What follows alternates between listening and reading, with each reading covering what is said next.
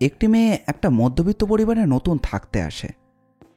তারপর হঠাৎ একদিন তাকে সকালবেলা মৃত অবস্থায় পাওয়া যায় ছাদে। কেউ বা কারা তাকে নৃশংসভাবে খুন করে। মৃতদেহ দেখে অনুমান করা যায় যে এর পেছনে ছিল একাধিক ব্যক্তি। কিন্তু এখানে প্রশ্ন একটাই, কেউ এই সদ্য আসা মেয়েটিকে নৃশংসভাবে কেনই বা খুন করবে? নমস্কার, আমরা থ্রিল স্টুডিও। আমাদের আজকের গল্প জটিল খুনের সমস্যা। গল্পটি নেওয়া হয়েছে গৌতম রায়ের লেখা নীলাঞ্জন ব্যানার্জি থেকে।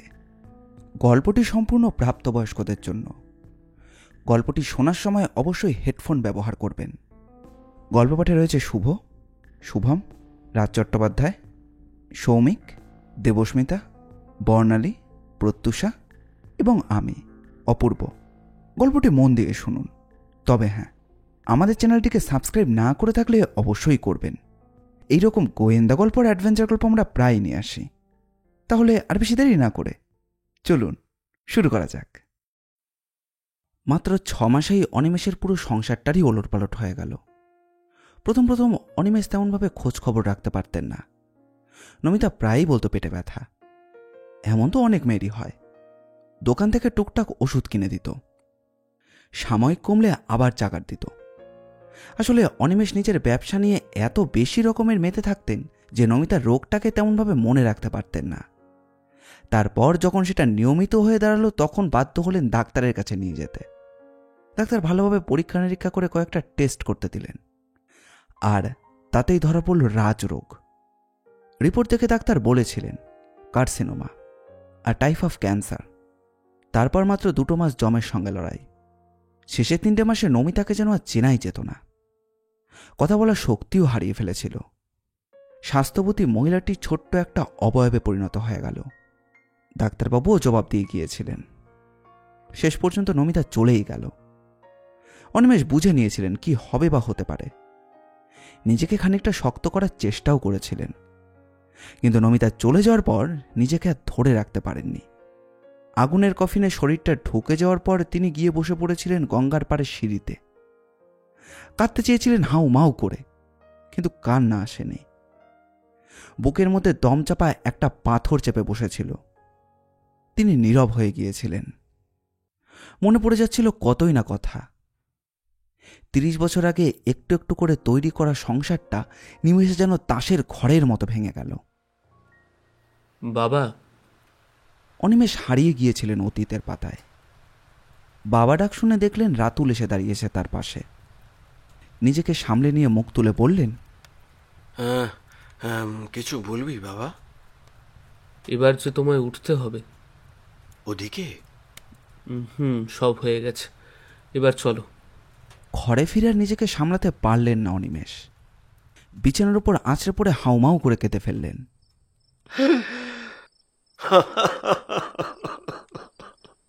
বাবা।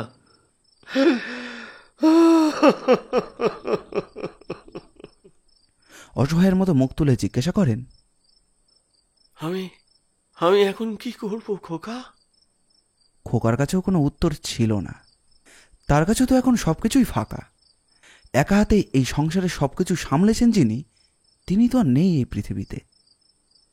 নিদারুণ এক শূন্যতা তাকেও আনমনা করে দিয়েছে। বিবর্ণ ঝরা পাতার মতো বিছানার একপাশে কিছুক্ষণ চুপটি মেরে বসে থাকার পর রাতুল বলল, ওপরে চলো বাবা, এ ঘরে তুমি কিছুতেই থাকতে পারবে না।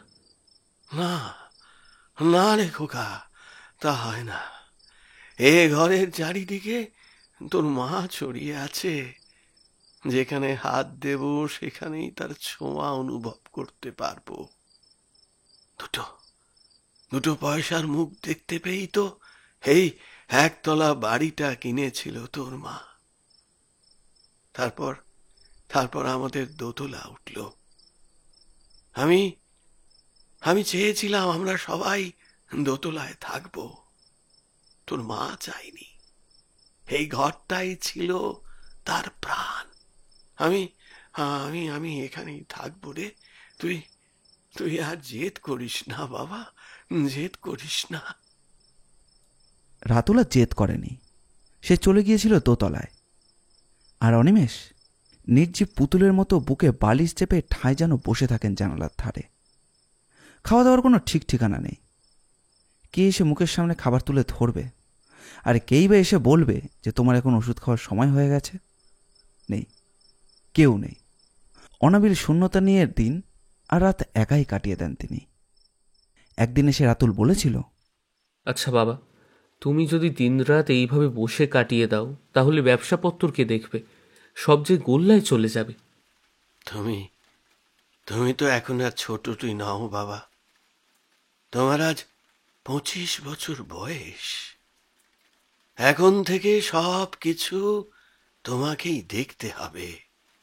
চালাতে পারলে চলবে, নইলে নইলে তোমার মায়ের মতো একদিন সব সব শেষ হয়ে যাবে।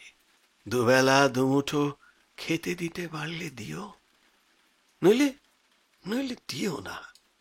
কিছু না খেলেও আমার আমার দিন কেটে যাবে। আমাকে আমাকে আর সংসারে টেনো না খোকা, আর টেনো না। কিন্তু বাবা, সব যে এলোমেলো হয়ে গেছে। যাক, সব যাক। মনে করো তোমার বাবাও আর নেই। এটা কোনো কথা হলো? হলো কিংবা হলো না, তুমি তুমি বরং একটা কাজ করো খোকা। রিভা বলে যে মেয়েটির সঙ্গে তোমার পরিচয় আছে, তাকে তুমি বিয়ে করো, সংসার করো। দেখবে ধীরে ধীরে একদিন সব ঠিক হয়ে যাবে। এবার এবার আমাকে একটু একা থাকতে দাও। আমার আর কারোর সঙ্গে কোনো কথা বলতেই ভালো লাগে না। আমি আমি এ সংসারে এখন এক উচ্ছিষ্ট জঞ্জাল বিশেষ। সময় বসে থাকে না। শোকের দহনেও একদিন সময়ের সিঞ্চন নেমে আসে। জগতের নিয়মটাই তো এমনই, নইলে তো অনেক কিছুই থেমে যেত। নিচের ঘরে আরও দুটো ঘর ছিল। দীনেশবাবু বলে এক ভদ্রলোককে দুটো ঘর ভাড়া দিয়েছিলেন। পার্ক থেকে ঘরে ফিরে এসে একাই বসেছিলেন অনিমেষ। এমন সময় দীনেশবাবুর স্ত্রী এক কাপ চা আর সিঙ্গারা নিয়ে হাজির। দীনেশবাবুর স্ত্রী নির্মলা প্রায়ই এটা ওটা নিয়ে আসেন। অনিমেষ বারণ করলেও নির্মলা শুনত না। ওকে ঘরে ঢুকতে দেখে অনিমেষ বললেন, এটা এটা তো ঠিক হচ্ছে না ভাই। হ্যাঁ, রোজ রোজ তুমি এভাবে। অনিমেষকে থামিয়ে দিয়ে নির্মলা বলল, দাদা, পাশের ঘরে একটা মানুষ দিনের পর দিন প্রায় অভুক্ত অবস্থায় দিন কাটাবে। আমিও তো মানুষ, আপনি হলে পারতেন? আমি তো জানি না আছে কোনো রান্নার লোক, না আছে একটা কাজের মেয়ে। একবার তাকিয়ে দেখুন তো, একটা বছরে ঘরটার কি হাল করেছেন। রাতুলের কথাটাও তো একবার ভাববেন। আপনার খিদে তেষ্টা না থাকলেও তার তো থাকতে পারে।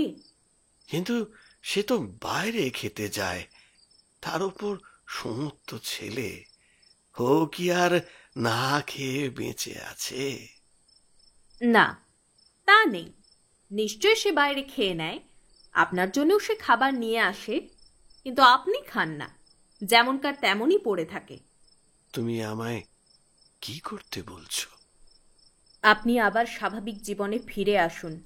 যিনি যাবার তিনি চলে গেছেন, কিন্তু আত্মহত্যা করার কোনো মানে হয় না। আপনি আমার একটা কথা শুনবেন? ছোট বোনের মতো বলছি। তুমি বলো, কি বলতে চাইছো? একটি কাজের মেয়ে রাখুন। কাজের মেয়ে?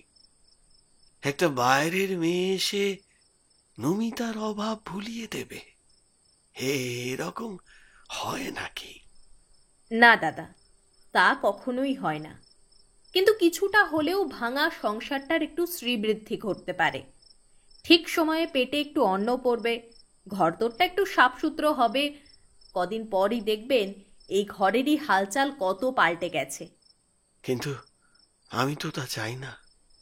যা আছে যেমনটি আছে তাই থাক। সব জায়গাতেই তো নমিতা ছড়িয়ে আছে। তাছাড়া আজকের দিনে কাজের লোক, খবরের কাগজ তো পড়ো, দেখছো না চারদিকে কি সব ঘটনা ঘটছে? সবাই সমান হয় না দাদা। আমি যার কথা বলছি সে খুব ভালো মেয়ে, তারও সংসারে কেউ নেই।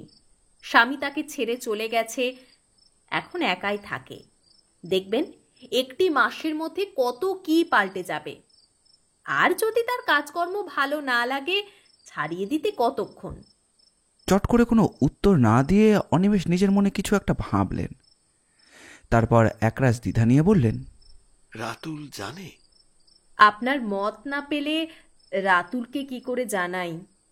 হ্যাঁ, বেশ, তুমি ওকে জিজ্ঞেস করো। তবে হ্যাঁ দাদা, বলুন। আমি শুনেছিলাম নমিতার কাছ থেকে ও নাকি এ পাড়ারই কোনো একটি মেয়ের সঙ্গে। আপনি বোধহয় রিভার কথা বলছেন। নামটা সঠিক জানা নেই, খবর নিও। রাতুলেরও তো বাঁচার একটা অবলম্বন দরকার। ঠিক আছে দাদা, খবর নেব। মা মারা যাওয়ার পর রাতুল সত্যিই খুব একা হয়ে গিয়েছিল। মায়ের কাছে ছিল তার আদর, ভালোবাসা, মান, সম্মান, সব কিছু। সম্পর্কটা ছিল প্রায় বন্ধুত্বের মতো। কিছু একটা ঘটলে সঙ্গে সঙ্গে তার মাকে জানানো চাইই চাই। রিভার ব্যাপারটাও ঘটেছিল ঠিক এরকমই। রিভাও একই পাড়ার মেয়ে। ওদের বাড়ির পুজো পার্বণে রাতুলের যাতায়াতের কোনো বাধাই ছিল না। বরাবরের লাজুক আর মুখচোরা ছেলেটি রিভার বাড়ির যাতায়াত ছিল। রিভার এক সম্পর্কিত দাদা জপেশ ছিল ওর দীর্ঘদিনের পুরনো বন্ধু। দুজনের মধ্যে ভাব ভালোবাসাও ছিল অগাধ। সেই সূত্রেই ছিল যাওয়া আসা। রিভারে ছিল জপেশদের বিশাল বাড়ির একতলার দুঘরের বাসিন্দা, কিন্তু ভুলেও কোনোদিন রিভার থেকে ফিরে তাকায়নি। কথাবার্তা তখন দূরের কথা। তাছাড়া রিভা ছিল জপেশের তুতো বোন। তার দিকে কোনো দৃষ্টিতে তাকানোতেই তার বিবেকে বাধত। অথচ সেই রিভাই একদিন একটা কাণ্ড ঘটিয়ে বসল, যেটা রাতুলের পক্ষে একেবারেই অভাবনীয়। জপেশ বাড়ি না থাকলেও জপেশের মা বা রিভার মায়ের সঙ্গে একটা হার্দিক সম্পর্ক গড়ে উঠেছিল রাতুলের। অহরহ যাতায়াতের কোনো অসুবিধাই ছিল না। দুই কাকিমার যে কোনো একজনকে পেলেই গল্প করতে বসে যেত। কাউকে না পেলে জপেশদের বিশাল ছাদে একাই পায়চারি করত ও। আসলে রাতুল বরাবরই একটু আত্মমুখী ছেলে, একটু চুপচাপ, একটু ভাবুক ধরনের। একদিন রাতুল একাই বসেছিল জপেশদের বাড়ির ছাদে, ছোট একটা সিমেন্টের বেদির ওপর। ওটা ছিল ওর খুব পছন্দের জায়গা। সূর্য ডোবার আগে বেদিটার উপর বসে বসে ও সূর্যের আলোর আভাটা মিলিয়ে যাওয়া পর্যন্ত ও একাই বসে থাকত। জপেশ থাকলে দু বন্ধুই আড্ডাই আর কি চলত। জপেশ খুব ভালো ছবি আঁকত। যেদিন ও আঁকিয়ে বন্ধুদের নিয়ে নিজের স্টুডিও রুমে বসে আড্ডা জমাতো, সেদিন রাতুল একাই সময় কাটাতো ওই বেদিটার ওপর। তখন সবে শীতকাল চলে গিয়ে বসন্তের হালকা হাওয়ায় বসে ওর মনটা যেন বেশ ফুরফুরে ভাব আসছিল। আসলে অমন একটা পরিবেশ মানুষকে তো উন্মন্ন করবেই। নিজের মনে মনে হয়তো কিছু একটা ভাবছিল। বিরাট ছাদ। আস্তে আস্তে সূর্যটা দিগন্তে মিলিয়ে যাচ্ছে। সন্ধ্যের আলোটাও ক্রমশ ম্রিয়মান হয়ে আসছিল। সবে ও উঠবে উঠবে করছে, হঠাৎ কাপড়ের খসখসানির আওয়াজ শুনেও ফিরে তাকালো। সামনেই রিভা, হাতে চায়ের কাপ। তোমার চা মা পাঠালো। আরে আবার চা কেন? আমি তো বাড়ি গিয়েই চা খেতাম। তা বলে কি আরেকবার চা খাওয়া যায় না? বেশ, দে। চায়ের পেলাটা হাতে নিয়ে সবেও চুমুক দিতে যাবে, হঠাৎ রিভা 4 ভাজে মোড়া একটা চিঠি ওর দিকে এগিয়ে ধরল। একটু অবাক হয়ে রাতুল জিজ্ঞাসা করেছিল, কি এটা? কিছু একটা, বাড়িতে গিয়ে পড়ে নিও। কেন, এখানে পড়া যায় না? তোমার কি পেঁচার চোখ? অন্ধকারেও পড়তে পারো নাকি? না, তা নয়। ঠিক আছে। চলে যাওয়ার আগে রিভা বলেছিল, খুবই গোপনীয়, আমি চাই না আর কেউ জানুক। বেশ কৌতূহল নিয়ে বাড়িতে ফিরে কাগজটা খুলে পড়তে পড়তে রাতুলের চোখ উঠল কপালে। রিভা লিখেছে, আচ্ছা রাতুল, তুমি ড্যাবা ড্যাবা দুটো চোখ থাকা সত্ত্বেও এত অন্ধ কেন গো? দেখতে পাও না নাকি? একটা মেয়ে তোমার আসার প্রতীক্ষায় দিন রাত বসে থাকে। হ্যাঁ, তাই আজ নয়, অনেক দিন থেকে আমি তোমাকে মনে মনে চেয়ে এসেছি। আমি তোমাকে ভালোবাসি, উত্তর চাই। বোকা মুখে মুখে অনেকক্ষণ বসে থাকার পর ও ছুটে গিয়েছিল ওর প্রিয় বন্ধুর কাছে, ওর মা। রাতুলের বাড়ি ঢুকতে গেলেই রিভার বুকটা যেন ছ্যাঁত করে ওঠে। মনে পড়ে যায় নমিতা দেবীর কথা। ওই ভদ্রমহিলাই মুখে বলেছিলেন যে ভালোবাসাবাসির ব্যাপারে তিনি কিছুই করতে পারবেন না। কিন্তু রিভা বেশ ভালো করেই জানে, উনি না থাকলে সে কিছুতেই রাতুলের সান্নিধ্যে যেতে পারত না। তার প্রচ্ছন্ন মদতেই সে রাতুলের জীবনে আসতে পেরেছে, কিন্তু উনি চলে গেলেন অকালে। নমিতা দেবীর মৃত্যুটা যেন সব ওলটপালট করে দিয়ে গেছে। এই সংসারে সবকিছু যেন এলোমেলো হয়ে গেছে। অনিমেষবাবুর সঙ্গে রিভার কোনোদিন তেমন কোনো আলাপ পরিচয় হয়নি। হয়তো উনি নমিতা দেবীর ব্যাপারে তার আর রাতুলের ব্যাপারে কিছু শুনেছিলেন, কিন্তু ভদ্রলোক কোনোদিনই তাকে ডেকে কোনো কথাই বলেননি। আর এখন সংসারে থেকেও তো সবকিছু থেকে নিজেকে সরিয়ে নিয়েছেন। রাতুলও কেমন যেন একটা হয়ে গেছে, প্রায় নির্বাক। নমিতা দেবী জীবিত থাকাকালীন রাতুল অনেক সহজ সরলভাবে তার সাথে কথাবার্তা বলতো। অনেক ঘনিষ্ঠ মুহূর্তও কাটিয়েছে ওরা। ধীরে ধীরে ওর সমস্ত জড়তা কাটিয়ে উঠে স্বাভাবিক প্রেমীর মতোই আচরণ করতে শুরু করেছিল রাতুল। এমনকি তারা একদিন বিয়ে করবে এমন কথাবার্তাও শুরু হয়েছিল। কিন্তু হ্যাঁ, বিরাট একটা কিন্তুতে রাতুল যেন শামুকের মতো নিজের খোলসের মধ্যে ঠুকে সব আবেগ টাবেগগুলো যেন নমিতা দেবীর সঙ্গে বিসর্জন দিয়ে দিয়েছে। রিভা বুঝতে পেরেছে যে নমিতা দেবীর চলে যাওয়ার ব্যাপারটা বাবা আর ছেলে কেউই এখনো মেনে নিতে পারেনি। নমিতা দেবীর মৃত্যু রিভাকেও খুব কষ্ট দিয়েছিল, আজও দেয়। কিন্তু শোককে কি চিরকাল পুষে রাখা যায়? অন্তত রাতুলকে তো স্বাভাবিক জীবনে ফিরে আসতেই হবে, আর সে কাজটা করতে হবে রিভাকেই। রিভা শটান চলে এলো রাতুলের ঘরে। দক্ষিণের খোলা জানালার দিকে মুখ রেখে রাতুল ইজি চেয়ারে গাটা এলিয়ে বসেছিল। রিভা ধীরে ধীরে ওর কাছে গিয়ে ওর মাথার কাছে এসে দাঁড়ালো। আলতো করে মাথায় হাত রাখে ও। একবার মাথা ঘুরিয়ে রিভাকে দেখে নিয়ে ফের আবার নিজের বিষণ্ণতায় ডুব দিল। চুলে হাত বোলাতে বলতে রিভা বলল, এভাবে আর কতদিন কাটাবে রাতুল? আমি নাটক করছি, লোক দেখানো কান্না কেঁদে চলেছি? না রাতুল, না। তুমি বা তোমার বাবা লোক দেখিয়ে সহানুভূতি আদায় করার চেষ্টা করছো, এমন কথা আমার মনেও আসেনি। আমি শুধু বলতে চেয়েছি, তুমি এবার স্বাভাবিক জীবনে ফিরে এসো। স্বাভাবিক জীবন বলতে তুমি কি বলতে চাইছো? তোমাকে বিয়ে করে হানিমুন টানিমুন করে উচ্ছল দাম্পত্য জীবন যাপন করলেই আমি ফের আগের মতো স্বাভাবিক হয়ে যাব? তুমি কি জানো মা আমার কাছে কতখানি ছিলেন? জানি। তাহলে হ্যাঁ, শোনো রিভা, আমি পারি না এত তাড়াতাড়ি আমার মাকে ভুলে যেতে। আমি পারবো না তোমাকে নিয়ে সমস্ত শোক ভুলে একটা অন্য ধরনের জীবনে গা এলিয়ে দিতে।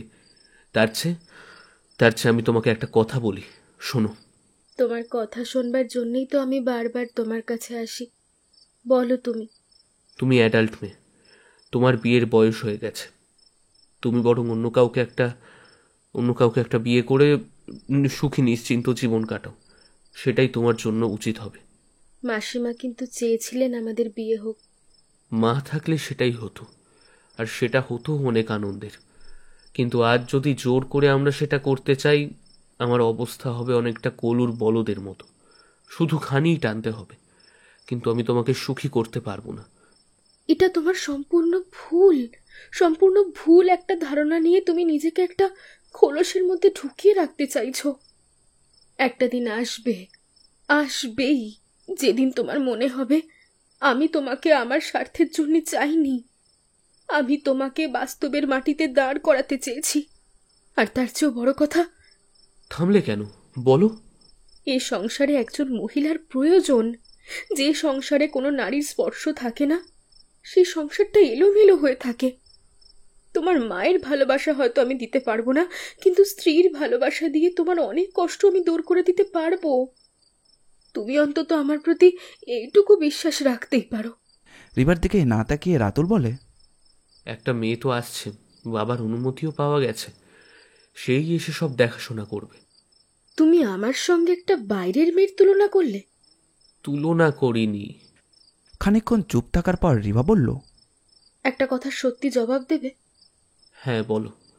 তুমি কি সত্যি আমায় ভালোবাসো? মানে আদৌ কোনোদিন সত্যি ভালোবেসেছিলে, নাকি আমার সঙ্গে হৃদ্যতা দেখিয়েছিলে সবটাই তোমার মাকে তুষ্ট করার জন্যে, তাই না? এ প্রশ্নের চটজলদি কোনো জবাব না দিয়ে থুতনিতে হাত রেখে কিছুক্ষণ বসে থাকার পর রাতুল বলল, নিটের সত্যিটা জানতে চাইছো? হ্যাঁ। সহ্য করতে পারবে? তোমার এ কথার মানে? এমন কি কথা যেটা আমি সহ্য করতে পারবো না? জপেশ তোমার কি হয়? দাদা। কেমন দাদা? নিজের? না, নিজের দাদা নয় ঠিক, প্র্যাকটিক্যালি আমরা মানে আমার বাবা আর জপেশদার বাবা দুঃসম্পর্কের মাস্তুতো ভাই। আমার বাবার আর্থিক অবস্থা তেমন ভালো নয়, তার উপর বাবার একটা সময় চাকরিটাও চলে যায়, তাই আমরা ওদের বাড়িতে এসে উঠেছিলাম। তার মানে ওরা তোমাদের আশ্রয়দাতা? হ্যাঁ, একরকম তাই। একরকম তাই নয়, সেটাই সত্যি। আর সেটার জন্যই তোমাকে কিছু কিছু মূল্য দিতে হয়। একবার রাতুলের মুখের দিকে তাকিয়ে রিভা চুপ করে যায়। বোধহয় তার কিছু বলার ছিল না। রাতুল আবার বলল, এসব কথা আমি কোনো দিনও তুলতাম না রিভা, এমনকি আমার মাকেও কোনো দিন কিচ্ছু বলিনি। তবে বলতে তো হতোই, কারণ চপেশ একদিন এসে আমায় বলেছিল যে আমি যেন কোনোভাবেই তোমার সঙ্গে কোনো সম্পর্ক তৈরি করার চেষ্টা না করি। মানে জপেশদা তোমাকে শাসিয়েছিল? তুমি কারণটা জিজ্ঞেস করনি? দরকার মনে করিনি, কারণ যা কিছু জানার আর বোঝার ছিল সেটা মায়ের মৃত্যুর আগেই বুঝে গিয়েছিলাম। মায়ের অসুখটা ধরা না পড়লে আমি নিজেই মাকে সব বলতাম এবং ধীরে ধীরেই নিজেকে সরিয়ে আনতাম, আর সেটাই আমি করে চলেছি। অথচ এই তুমি একদিন আমায় জানিয়েছিলে তোমার ভালোবাসার কথা। কেননা তখনও আমি জানতাম না যে তোমার সঙ্গে চপেশের একটা ইললিগাল কানেকশন রয়েছে। জপেশদা তোমাকে আর কি বলেছে? সেসব তোমার না শুনলেও চলবে। হঠাৎ রিভা হাউ হাউ করে কেঁদে ওঠে। রাতুল কিছু বলে না, কারণ তার দৃষ্টি চলে গেছে দক্ষিণের জানালার বাইরে। কান্নার দমক থামলে রিভা বলে, আমার মতো যুবতী মেয়ের পক্ষে একজন নারী লোলুপ পশুর কাছ থেকে বেশিক্ষণ নিজেকে বাঁচিয়ে রাখা যায় না। তাই আমি চেয়েছিলাম ওই নোংরা ছেলেটার হাত থেকে নিজেকে বাঁচাতে। তাই আমি তোমাকে আঁকড়ে ধরে বাঁচতে চেয়েছিলাম। ভেবেছিলাম তোমার ভালোবাসা পেলে আমার অতীতের সব দুঃখ আমি ভুলতে পারবো, যেখানে তোমারই কোনো হাত নেই। আমি তো বলির পাঠা। আসলে কি জানো তো, তুমি দোষী কি নির্দোষ আমি এসব ব্যাপারে চাচ্ছি না। জপেশ একদিন আমায় বলেছিল তোমার সঙ্গে আমার সম্পর্কটা আমি শেষ করে দিই, আর যদি না করি তাহলে তার পরিণাম খুব খারাপ হবে। খারাপ হবে মানে? তোমার জীবনটাও নষ্ট করে দেবে। তুমি কি জানো তোমার অজান্তে তোমার কিছু নগ্ন ছবি ওর ক্যামেরায় আছে? ওর ক্যানভাস দগদগ করছে। আমার ছবি? হ্যাঁ, তুমি কখন বাথরুমে যাও, সেখানে কিভাবে একে একে নিজেকে নগ্ন করো, কিভাবে স্নান করো, এছাড়া আরো অনেক নোংরা নোংরা ছবি। বুঝতে পারছো ওইসব ছবি কত ভয়ানক হতে পারে তোমার জীবনে? জানি, আর তার থেকে বাঁচাতে পারো একমাত্র তুমি। তুমি যদি আমাকে বিয়ে করো তাহলে এই ছবিগুলোর কি মূল্য থাকবে? আমাকে নীলকণ্ঠ হতে বলছো? না রিভা, সেটা আমার পক্ষে সম্ভব নয়। বাথরুমের মধ্যে কেউ একজন সুযোগ সন্ধানী তোমার একক ছবি লুকিয়ে লুকিয়ে তুলে নিতে পারে, কিন্তু তোমাদের দুজনকে একত্রিত এবং অশালীন ছবি, না, সেটা আমি স্বীকার করতে পারবো না। তোমার সঙ্গে আমার প্রেমের সম্পর্ক অত্যন্ত ক্ষীণ। যেটুকু ঘটেছিল এক যুবক যুবতীর ইনফ্যাচুয়েশন, আমার সে মোহ কেটে গেছে। জপেশ যদি তোমায় বিয়ে করতে চায় তুমি সেটাই করে ফেলো। প্রথমত জপেশকে আমি ভালোবাসি না, বরং তাছাড়া গরিব হলেও আমার বাবা মা কখনো এই অসামাজিক সম্পর্কটা মানবে না। বলো বলো, আমি এখন কি করব? নির্বিকার কণ্ঠে রাতুল জানায়, আমার আর কিচ্ছু করার নেই রিভা, আমি দুঃখিত। তুমি বরং তোমার বাবাকে বলে জপেশদের বাড়ি ছেড়ে অন্য কোথাও চলে যাও, অন্তত ওই লম্পটটার হাত থেকে বাঁচতে পারবে। আমি জানি না তুমি পালিয়ে গিয়ে ওর হাত থেকে বাঁচতে পারবে কিনা, তবুও শেষ চেষ্টাটা করো। রিভা সেদিন চলে এসেছিল। যাওয়ার সময় ওর চোখে কোনো কান্না ছিল না, ছিল ক্রোধ, ছিল একজোড়া জ্বলন্ত চোখের আগুনের আঁচ। তারপর থেকে রিভার আসত না রাতুলের কাছে। তার বিষণ্ণতায় ডুবে গিয়েছিল। সেও আর কোনোদিন জপেশের পা মারায়নি। অনিমেষবাবু তখন নিজের ঘরে শুয়েছিলেন। তখন সকাল 9টা। এমন সময় বাইরে থেকে নির্মলার গলা শোনা গেল, দাদা, ঘুম থেকে উঠেছেন? হ্যাঁ হ্যাঁ ভাই, এসো এসো। নির্মলা ঘরে এলো। পেছনে একটা মেয়ে। দাদা, তোমাকে যে মেয়েটির কথা বলেছিলাম, এই সে। ওর নাম রাধিকা।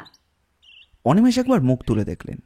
বছর 25-26 এক মেয়ে, শ্যামবর্ণা, বেশ ডাগর ডাগর চেহারা।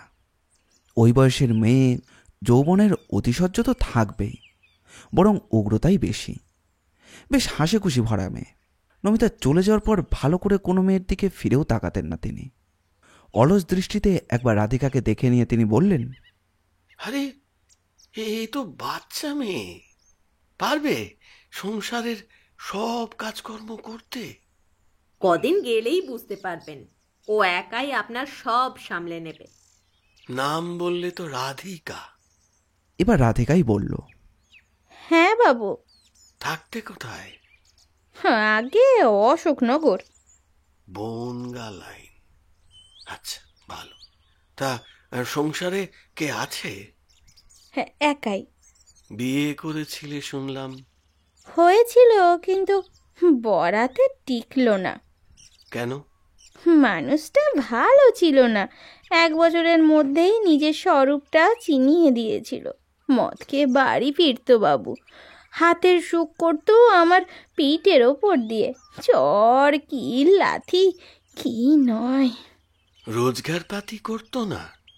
তেমন কিছু না, আমাকে দিয়ে ঝিগিরি করাতো। যা পেতুম তা কেড়ে নিয়ে মদ খেয়ে বাড়ি ফিরতো। তাই তো নির্মলা মাসিকে বলেছিলুম একটা কাজের জন্য। বনগায় থাকলে আমাকে আর বেঁচে থাকতে হতো না। অনিমেষবাবু কিছুক্ষণ চুপ করে থাকলেন। তারপর নির্মলার দিকে তাকিয়ে বললেন, রাতুকে জিজ্ঞাসা করেছিলে নির্মলা? হ্যাঁ দাদা, ও বলল বাবা যদি চান তাহলে আমার তো অমত করার কিছুই নেই। ভালো ভালো। তা বাবু মাইনের পত্তর কি নেবে? সে নিয়ে আপনি চিন্তা করবেন না, একেবারে ভেসে যাওয়া মেয়ে। এখানে কোথাও ঠাঁই না পেলে সমস্ত মেয়ে কোথায় বলতে কোথায় ভেসে যাবে। আপনার যে নিরাপদ জায়গা তো আমার চোখে পড়েনি।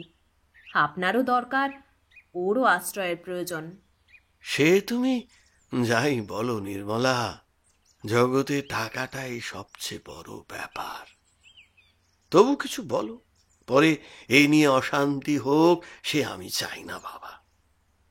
আপনি কোনো চিন্তা করবেন না বাবু, হাত তুলে যা দেবেন আমি তাই নেব। আগে 2-1 মাস দেখুন না, আমার ব্যবহার আমার কাজকর্ম আপনার মনে ধরলে নয় তখন দেবেন। শেষ পর্যন্ত রাধিকা থেকেই গেল। এর আগে এ বাড়িতে কোনোদিন ছি চাকর ছিল না। নমিতা সেটা পছন্দও করতো না।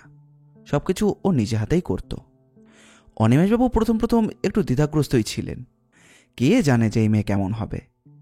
কিন্তু 1 মাসের মধ্যে অনিমেষবাবু দেখলেন তার ঝিমিয়ে পড়া বাড়িটা যেন আবার ছন্দ ফিরে পাচ্ছে। অতটুকু একটা মেয়ে একা হাতে সারা বাড়ির ভোলটাই যেন পাল্টে দিয়েছে। এমনকি নমিতার ঘরটা, মানে যে ঘরটা তার ছিল অন্ধকূপের মতো, সেটা যেন দিনে দিনে রং ফিরে পাচ্ছে। ছন্নছাড়া ঘরে লক্ষ্মীশ্রী ফিরে এলো ওই 1 মাসের মধ্যেই। শুধু কি ঘরদোর, নমিতা চলে যাওয়ার পর তার কতদিন যেন উপোস করেই কেটে যেত। এখন সকাল হলেই রাধিকা ঘুম ভাঙিয়ে চা জলখাবার মেলে ধরে। তারপর হাতে বাজারের থলে ধরি দিয়ে বলে, যাও বাবু, এবার বাজার করে দিয়ে এসো। পেলে মৌরালা মাছ এনো, খবরের কাগজ এনো। একটু চমকে অনিমেষবাবু বলেছিলেন, খবরের কাগজ কি করবি, পড়বি? না গো, আমি কি যে লেখাপড়া জানি নাকি? তুমি পড়বে, কাগজ পড়তে পড়তে দেখবে বেলা হয়ে যাবে। ততক্ষণে আমার রান্নাও শেষ হয়ে যাবে। তারপর খেয়ে দিয়ে একটু ঘুমিয়ে নিয়ে আশপাশটা একটু ঘুরে দেখে আসবে। হাতে পায়ে যে জং ছাড়বে গো। যাও যাও, আর বেলা করো না। আর আমার ছেলে রাতুল? তেনার কথা তোমায় ভাবতে হবে না। তেনাকে বাদ দিয়ে আমি কি শুধুই তোমাকে খাওয়াবো নাকি? তুমি এখন বাজারে যাও দেখিনি। দেখতে দেখতে আরও 1 মাস কেটে গেল। মাত্র 2 মাসের মধ্যে অনিমেষবাবুর সংসারের চেহারাটা একদমই বদলে গেল। এখন বাবার ছেলে রাধিকাকে ছাড়া যেন চলেই না। বৈকালিক ভ্রমণ সেরে বাড়ি ফিরেই অনিমেষ চাতকের মতো উদ্গ্রীব হয়ে বসে থাকেন রাধিকার হাতে 1 কাপ চায়ের জন্য।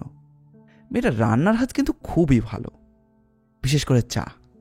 বেড়াতে বেরিয়ে মাঝে মধ্যে 2-1 দিন রাস্তার দোকানে চা খেয়েছিলেন, কিন্তু তাতে তার মনে হচ্ছিল যেন চা নয়, গরম পাঁচন খাচ্ছেন। ওসব আর খেতেন না, নিশ্চিন্ত হয়ে বাড়ি ফিরতেন। কারণ বাড়ি ফিরলেই রাধিকার হাতে অমৃত চাটুকুর জন্য তার প্রাণটা যেন ছটফট করত।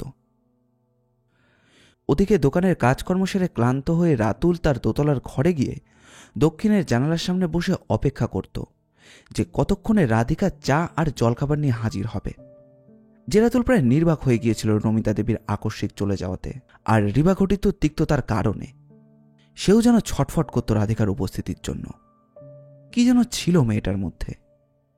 বাবা আর ছেলে দুজনেই সেটা বুঝতো না বা বুঝতে চাইতো না, কিন্তু রাধিকার উপস্থিতিটাই ওদের দুজনের কাছে অপরিহার্য হয়ে উঠল। রাধিকা যদি একটু বেশি সময় ধরে রাতুলের ঘরে থাকত, সঙ্গে সঙ্গে অনিমেষবাবু একতলা থেকে হাঁক দিতেন, রাধি, ও রাধি, আরে কোথায় গেলি? সেদিন দুপুর বৃষ্টি মাথায় নিয়ে অনিমেষবাবু বাজারে গিয়েছিলেন। নমিতা থাকতে কোনোদিনও তাকে বাজার মুখ হতে হয়নি, কিন্তু মানুষ অভ্যাসের দাস। নিত্য বাজারে যাওয়াটা অনিমেষবাবু তখন নেশায় চেপে গিয়েছিল। এক একদিন এক এক রকমের বাজার করতেন। আসল লোকটা ছিল অন্য জায়গায়। শুধু সরঞ্জাম থাকলেই তো নেশা জমে না। এ নেশা পরিপাটি রান্না আর তৃপ্তির ঠেকুর তোলার, তারপরই নরম বিছানায় গা এলিয়ে দেওয়া। এ সঙ্গে ছিল আরও একটা অনুষঙ্গ। বালিশে মাথা এলিয়ে দিয়ে অনিমেষবাবু দু চোখের পাতায় তখন ভাত ঘুমের নেশা। ঠিক ঘুম নয়, চোখ বুজিয়ে তিনি কত ভাবনাই না ভাবছিলেন। মাত্র 2 মাসেই তার জীবনের ঘোলটাই পাল্টে গেছে। একসময় মনে হয়েছিল এই জীবনে তার কাজ যেন শেষ হয়ে গেছে। যে মানুষটাকে ঘিরে তার জীবন প্রবাহ সব থামিয়ে দিয়ে সেই মানুষটা কত দূরে চলে গেছে, যেন সেখান থেকে আর ফিরে আসবে না। রসহীন জীবনে তখন দিনরাত জীবনপাতের কথাই ভেবেছিলেন তিনি।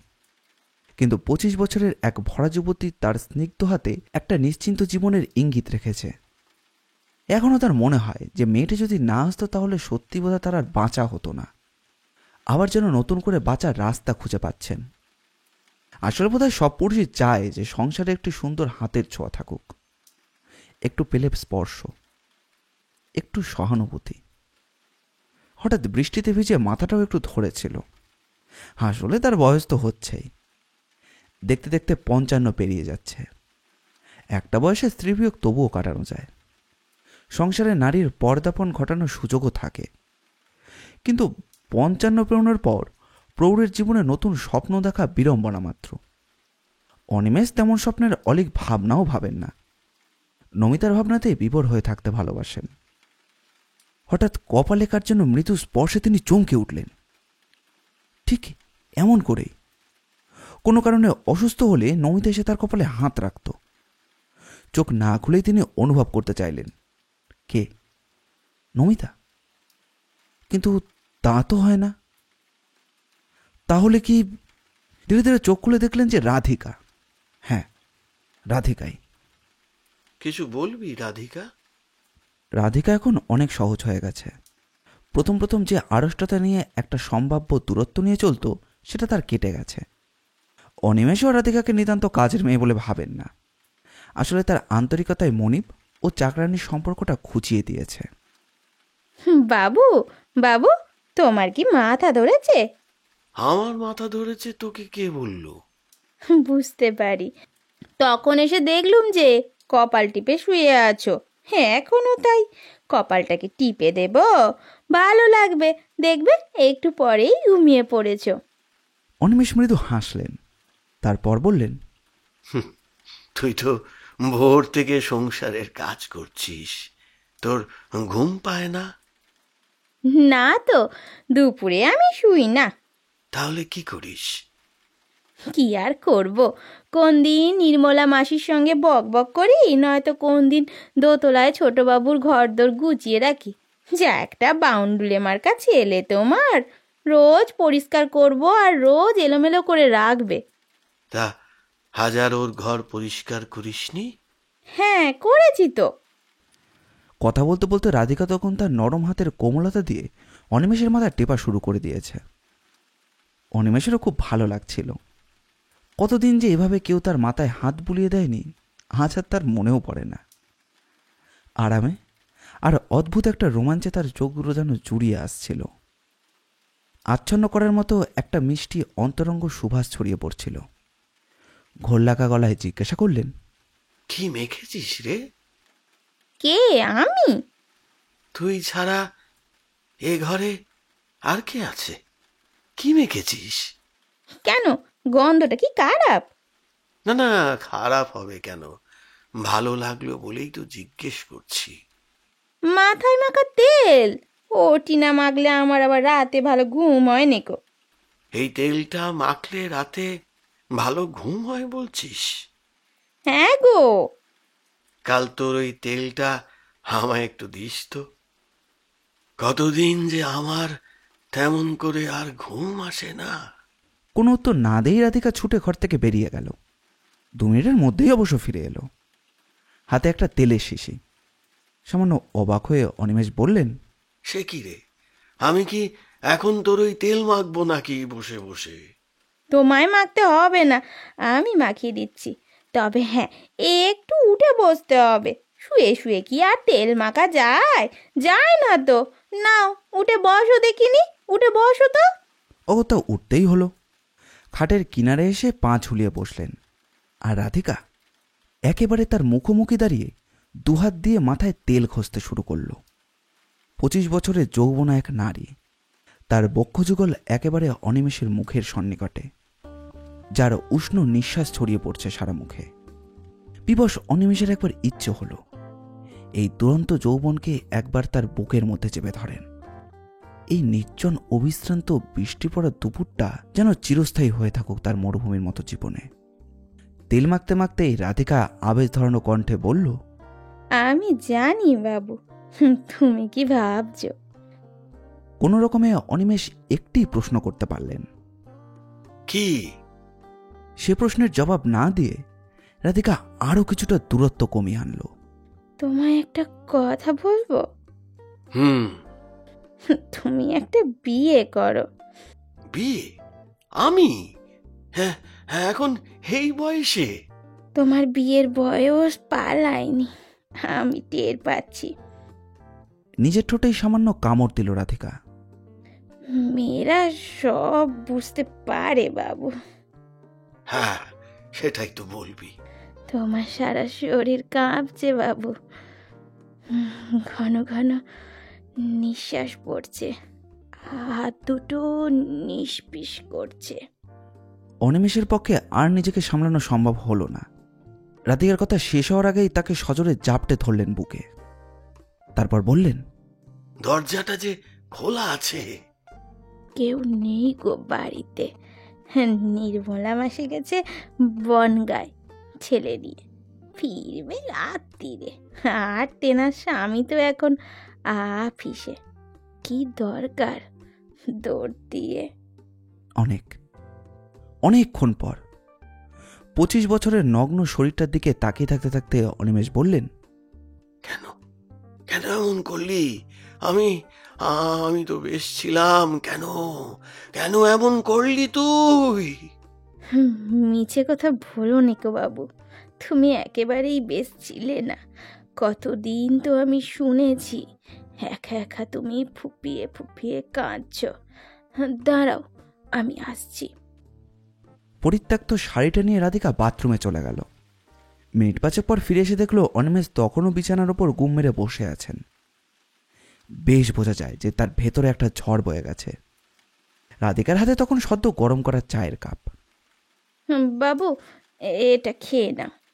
অন্য মানুষের মতো চায়ের কাপটা নিতে নিতে অনিমেষ বললেন, তুই তুই তুই জানিস রাধিকা? হ্যাঁ, এর পরিণামটা কি? জানি তো। কি জানিস? তোমার বাচ্চা আসবে আমার গর্ভে। বাহ, চমৎকার। এমন ভাবে বলছিস যেন ব্যাপারটা কিছুই নয়। একটা মেয়ে ছেলে মেলামেশা করলে মেয়ের পেটে বাচ্চা আসবে, এটা তো সবাই জানে বাবু। আর আর তার পরিণাম? পরিণাম পরিণাম তুমি বুঝবে। আমাকে বিয়ে করে নেবে, সব ল্যাটা চুকে যাবে। আর আমার ছেলে রাতুল, কোন মুখটা দেখাবো তার কাছে? রহস্যময় অনুচ্চ হাসি হেসে রাধিকা বলল, সে তোমায় ভাবতে হবে না। দেখো, তোমার গায়ে আঁচটিও লাগবে না। হাউ! কি করে? তুই তুই তুই কি আমায় আমায় আত্মহত্যা করতে বলছিস? হ্যাঁ, আত্মহত্যা? মিছে ভয় পাচ্ছ বাবু, তুমি তো ব্যাটা ছেলে, তুমি না মরদ। অবশ্যই তুমি যে মরদ সে আমি একটু আগেই টের পেয়েছি। অনেক দিন উপোস করে আছো। রোজ যেমন তোমাদের ভালো মন্দ রান্না করে দিই, তেমনি আমাকেও রোজ একটু করে ভালো মন্দ খাইও। আমিও বড় উপোসী গো, বড় উপোসী। হতবাক অনিমেষকে বসিয়ে রেখে রাধিকা চলে গেল ঘর ছেড়ে। তাই বলে এত দেরি করে আসতে হয় নাকি? আহ, দেরি আবার কোথায়, সবে তো রাত 12টা। আর জানোই তো বড়বাবুর দেরিতে ঘুম আসে, তারপর আছে নির্মলা মাসি, তেনারা তো 12টার আগে শুতেই যান না। তোমার আর কি, আমাকে তো সব দিকটা দেখতে হয় না। খুব হয়েছে, আয় এখন আয়। বলে রাধিকাকে হাত ধরে টেনে একেবারে নিজের কোলে বসিয়ে নিল। তারপর তার মুখের কাছে মুখ নামিয়ে রাতুল বলল, তোকে যে ওষুধটা এনে দিয়েছিলাম সেটা মনে করে খাচ্ছিস তো? ওষুধ না খেলে কি হয়? নে কি, ওষুধ না খেলে যে কি হবে সেটা বোঝো না? আমারটা একটু বোঝো না কেন? সারা জীবন কি আমি এমনই একাই একাই থাকবো নাকি? আমার কি কোনো ছেলেপুলের সাথ থাকতে নেই? রাতুল আঁতকে ওঠে। এ মেয়ে বলে কি? তার অসীম একাকিত্বের সুযোগ নিয়ে এই মেয়েই তার কাছে আসা শুরু করেছিল। রিবা চলে যাওয়ার পর ও ঠিকই করে নিয়েছিল যে মেয়েদের থেকে দূরে থাকবে, কিন্তু যৌবনকাল বড় সর্বনাশের সময়, কাউকে রেয়াত করে না। আচ্ছা আচ্ছা সাধু সামন্তরও মাথা ঘুরে যায়, আর সে তো মাত্র ২৬ বছরের এক শক্ত সামর্থ্য যুবক। রাধিকার ভরা যৌবন, গভীর নিশীথে তার একক উপস্থিতি, নির্জন দোতলা ঘরে অন্য কোনো তৃতীয় ব্যক্তির আসার কোনো সম্ভাবনাই নেই।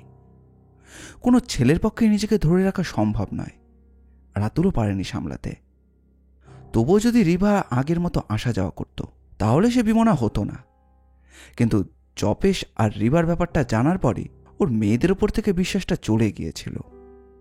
রাতুল ভেবেই পায় না রিভার মতো একটা ভদ্রঘরের মেয়ে আর একজনের সঙ্গে রীতিমতো অবৈধ সম্পর্কে বহাল থাকা সত্ত্বেও কেমন করে একটি ছেলের কাছে সে প্রেমের কথা বলতে পারে। রিভা এখন যতই জপেশের ওপর দোষ চাপাক না কেন, সে তো আর কচি খুকি নয়। তার অনিচ্ছা যদি একান্তই থাকবে তাহলে সে অনেকভাবেই তো প্রতিরোধ করতে পারত। নিদেন পক্ষে একটা সোচ্চার প্রতিবাদ, অন্তত তার কাছেও তো সবকিছু খুলে বলতেই পারত। কিন্তু সে সেসব কিছু না করে আদর্শ প্রেমিকার মতো তার সঙ্গে প্রেমের খেলা খেলে গেছে। তার চেয়েও রাধিকা অনেক বেশি সৎ, অন্তত সতীত্বের ভান করে না। স্বেচ্ছায় সে এগিয়ে এসে তার দেহের পসরা সাজিয়েছে, আর সে মধুলোভী হয়ে শুধু মধু খেয়ে গেছে। এতদিন বেশ কাটছিল, অন্তত সারাদিনের শেষে সারা রাতে যৌন সুখ, অনির্বচনীয় সুখ, যার আস্বাদন এর আগে সে কোনোদিনও পায়নি। মশগুল হয়ে থাকা দিনগুলোতে যেন হঠাৎই ছানা কাটা হয়ে যায় রাধিকার একটু আগের কথায়। আমার কি কোনো ছেলেপুলের স্বাদ থাকতে নেই? বড় সর্বনেশে কথা। ধৈর্য হারিয়ে রাতুল জিজ্ঞাসা করে, তোর কথায় মানে? কি কথা গো? ছেলেপুলের মা হতে চাস মানে আমার ছেলের মা, রাইট? তাতে ক্ষতি কি? যাকে নিয়ে রাতের পর রাত ভোগ করবে তার ভোগের ফসলটার দায়িত্ব নিতে এত বেজার কেন? তার মানে তুই ওষুধ খাচ্ছিস না, তাই তো? মাঝে মাঝে বাদ পড়ে যায়, ভুলে যাই যে সংসারের কত কাজ, তুমি বলো না। কিন্তু এ হয় না, এটা হতে পারে না। কি হয় না? কি হতে পারে না? নিজের স্ট্যাটাসটা একবার ভেবে দেখেছিস? তুই কি আর আমি কি? জানি আমি তোমাদের দামি বাঁধি। তারা মনিবদের খেয়াল মেটাবে, তাকে সুখ দেবে, পাওনার অতিরিক্ত নিগড়ে দেবে, তারপর ভোগ বাসনা মিটে গেলে লাথি মেরে বাড়ি থেকে বার করে দেবে। না গো ছোটবাবু, তা হয় না। কিন্তু তুই যা চাইছিস তা দেবার ক্ষমতা আমার নেই। তা যদি নাই থাকবে তাহলে সোহাগ করতে আসো কেন? আমার দশাটা বুঝবে কে? তার মানে? হয় তুমি, নয়তো ওই বুড়ো ঢেমন, যে কোনো একজনকে তো দায়িত্ব নিতেই হবে। রাতুলের মাথা ঝিমঝিম করছিল। কোনো রকমে সে বলল, তুই কি আমার বাবাকেও? সে তোমার থেকে অনেক বেশি মরদ গো। হ্যাঁ? হ্যাঁ গো, সত্যি কথা বলতে কি তোমার চেয়ে অনেক বেশি। চুপ কর! তুই কি মেয়ে না বেশ্যা? হ্যাঁ, ছি, তোর এত লালসা! সকালে বাবার, রাতে তার ছেলে! বেশ্যা যখনই বললে তখন এটা নিশ্চয়ই জানো বেশ্যার কাছে বাপ ছেলের কোনো তফাৎ নাকি। আমার আবার তোমাদের নীতির কথা শুনতে ভালো লাগে না। আমি আমারটা বুঝে পেলেই যথেষ্ট। বুঝলে কিছু? রাধি, রাধি, তুই বিশ্বাস কর, এই মুহূর্তে তোকে ছুঁতেও আমার ঘেন্না করছে। বুঝিনি তোর চেকনাইয়ের নিচে এত বড় একটা শয়তান লুকিয়ে রয়েছে। তবে আমার নামও রাতুল। আমার হাত থেকে তোর নিস্তার নেই, এইটুকু জেনে রাখিস। তোর মরণ হবে আমারই হাতে। এখন যা, যা, বেরিয়ে যা, যা। খিলখিল হেসে রাধা অঙ্গ দুলিয়ে চলে যায়। নির্মলা ঘরে ঢুকে দেখল দীনেশবাবু প্রতিদিনের মতোই মুখ গুজে শুয়ে রয়েছেন। এটা ওর দীর্ঘদিনের অভ্যাস। শুয়ে বই পড়তে পড়তে একসময় ঘুমিয়েও পড়েন। নির্মলা অনেকদিন অনেক অনুযোগ করেছে। দীনেশবাবু একটাই উত্তর দেন, এমনি শুলে ওর ঘুম আসতে চায় না। অন্যদিন নির্মলা এসে ওপাশে শুয়ে পড়ে। ছেলে বাবুলের জন্য পাশে একটা ছোট খাট করে দিয়েছে। ছোট খাটে ও একাই শোয়। অন্যদিন শোবার আগে দীনেশবাবুর সঙ্গে একটু রসিকতা বা খুনসুটি করা নির্মলার স্বভাব। আজ ঘরে ঢুকে খিল দিয়ে সোজা বিছানায় গিয়ে থম মেরে বসে রইল। ওকে শুতে না দেখে বা কোনো কথা না বলতে দেখে সামান্য বিস্মিত হয়ে স্ত্রীর দিকে তাকালেন তিনি। বর্ষার ঘন মেঘ জমে আছে নির্মলার সাদা মুখে। নির্মলার এই মুখটা দেখতে একদমই অভ্যস্ত নন দীনেশবাবু। মাসের শেষে টাকা পয়সা টানাটানি হলেও এই মুখ দেখা যায় না। কিছু হয়েছে নাকি? মুখটা কালি করে বসে রইলে কেন? কোনো জবাব নেই। দুপুরে বুঝি ঠেসে ঘুমিয়েছ? ঘুম আসছে না নাকি? আস্তে আস্তে প্রায় নিজেকে শুনিয়েই নির্মলা বলল, আমি ওকে চিনতে পারিনি গো। কাকে চিনতে পারলে আবার? ছি ছি ছি ছি ছি, এসব কি? বইটা মুড়ে রেখে দীনেশবাবু বললেন, এত ছিয়ের ঘটা কেন? কি হয়েছে সেটা বলবে তো। শুনলে তোমার বমি উঠে আসবে। তাহলে থাক, আর শোনাতে হবে না। না গো, এত হালকা চালে কথাটা নিও না। মানুষের যে এত জঘন্য প্রবৃত্তি হয় তা আমি কল্পনাও করতে পারি না। এবার উঠে বসলেন দীনেশবাবু। হাত পা মুড়ে বাবু হয়ে বসতে বসতে বললেন, তোমার হেয়ালি ছেড়ে একটু ঝেড়ে কাশো তো বাপু। কথাটা আমার বলতেও মুখে আটকাচ্ছে। ভালো মনেই আমি মেয়েটাকে নিয়ে এসেছিলুম, কিন্তু তার পেটে পেটে যে এত বিদ্যে তা কে জানতো। তুমি কার কথা বলছো? রাধিকা নাকি? চুরি চামারি কিছু করেছে নাকি? সে হলেও না হয় বুঝতুম। গরিবের মেয়ে, চালচুলো নেই, অভাবের ঘরে মানুষ, স্বামীটাও ছিল বদখেয়ালি, লোভে পড়ে চুরি করে ফেলেছে। কিন্তু এ যে ভারী। ফ্যান তারা ছেড়ে আসল কথাটা বলো না। একটা মেয়ের দুটো নাগর থাকতেই পারে, তাই বলে একই সঙ্গে বাপ আর ছেলের সঙ্গে? ছি, ভাবতেও গাটা রিড়ি করে ওঠে। বাপ ছেলে মানে? কাদের কথা বলছো? অনিমেষ বাবুকে খুব ভালো লোক বলেই জানতুম। বউ মরে গেছে, মানুষটা খুব একা হয়ে গিয়েছিল। বউয়ের শোকে পাগল পাগল অবস্থা, খাওয়া নেই, শোয়া নেই। ওকে দেখে আমার খুব কষ্ট হয়েছিল। ওগুলো সব জানি, তারপর কি হলো বলো। কখনো শুনেছ দিনে বাপ আর রাতে ছেলে? লজ্জা শরমের বালাই পর্যন্ত নেই। সারা দুপুর থাকে বাপের ঘরে, আর রাত নামলে চলে যায় ছেলের কাছে। সাধে কি আর ওর বরটা ওকে ছেড়ে চলে গিয়েছিল? তার মানে তুমি বলছো? একদিন রাত প্রায় 12টা, 12:30 হবে। রাধিকা চুপি চুপি দোতলায় উঠে যাচ্ছে। সেদিন তেমন কিছু মনে হয়নি, হয়তো কোনো দরকারি কাজে যাচ্ছে, তাই ও নিয়ে আর মাথা ঘামায়নি। কিন্তু একটা খটকা মনে থেকেই গিয়েছিল। রাধিকার ওপর আমি নজর রাখা শুরু করলাম, আর তখনই টের পেলুম এক সর্বনাশা খেলার। দুপুরে সবাই শুয়ে পড়লে রাধিকা ঢুকে যায় অনিমেষদার ঘরে। তারপর বের হয় প্রায় ঘন্টা দেড়েক পরে, আর রাতে যায় রাতুলের ঘরে। একদিন নয়, দুদিন নয়, এটা চলছে অনেক দিন ধরেই। আর তুমি সেটা বলছো জল গড়িয়ে যাওয়ার পর? কি করব? চিৎকার করে বাড়ি মাথায় করব? মেয়েটার ভরা যৌবন, রাতুল ছেলেটারও বয়স বেশি নয়, সমত্ত ছেলে, তার তবু মানায়। কিন্তু অনিমেষদা ছি ছি ছি, এরপর যদি একটা কাণ্ড ঘটে বসে। কোনো উত্তর না দিয়ে দীনেশবাবু কিছুক্ষণ চুপ করে বসে রইলেন।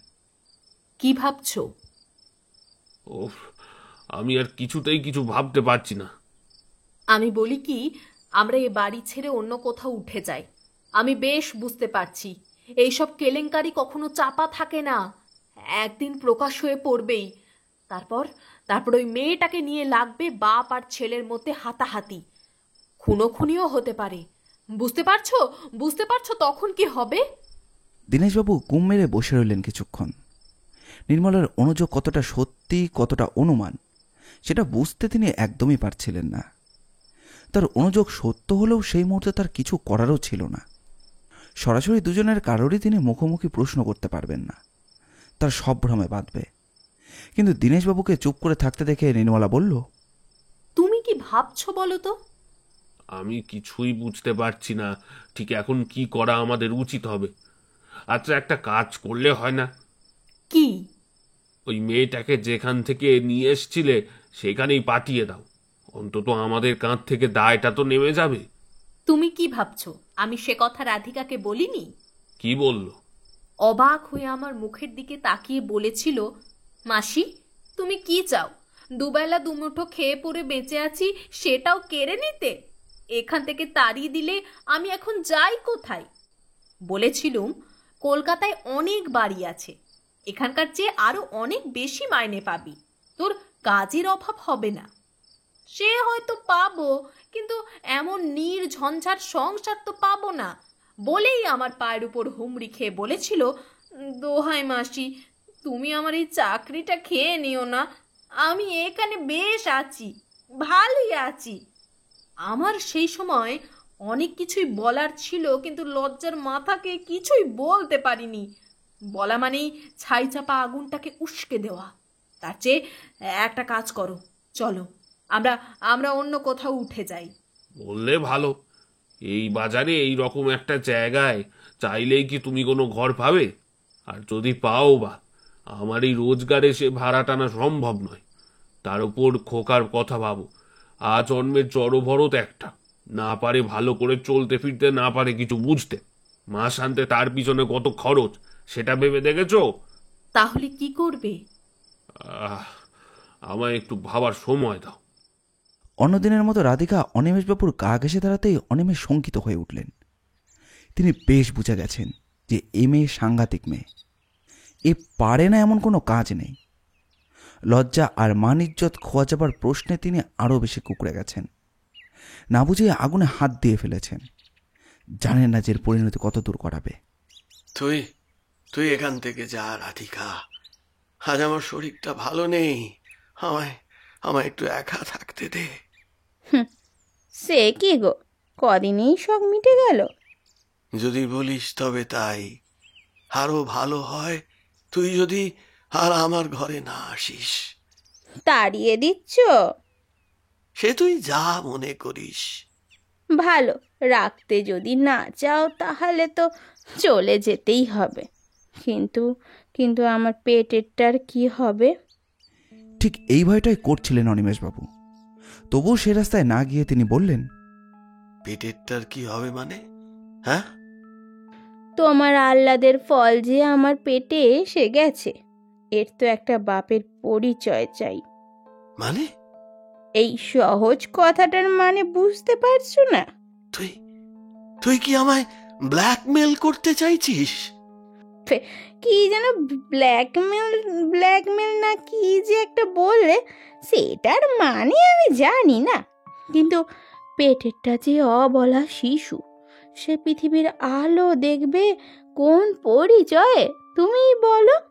তোকে তোকে আমি কিছু টাকা দিয়ে দিচ্ছি, এখনো এখনো বেশি দূর গড়ায়নি। বাচ্চাটাকে অ্যাবর্শন করিয়ে নে, যা।